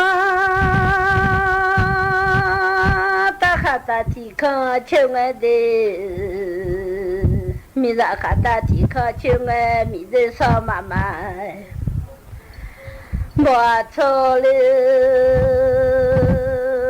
sao bà lo chơi mà nu à bò ra ở lê bà mưa mà chơi rau ye mưa mà chơi à bò đều đê mà si số ra nhỉ nu mà người à mà nhà lo nu số ra ra mà người à ha ma si rồi mà mi dê ngơ nghe bê mi số xí ra na mà đu số nhà lo nu ra na mà phở phá nhai lên nhiều nghe mà xí à nu khá xí chỉ đồ nghe à mà ta mi ra khá ta chỉ khơ chiều nghe đê mà ta gọi nhà ô xuống chơi mi ra mà ngư mà ta có xuống chơi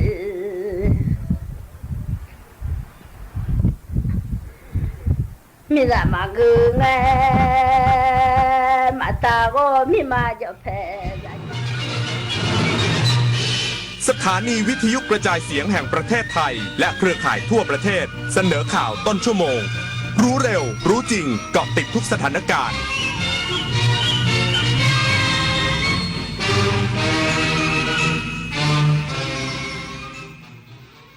รับฟังข่าวต้นชั่วโมง 9 นาฬิกากับธิติมาอินกล่ำค่ะ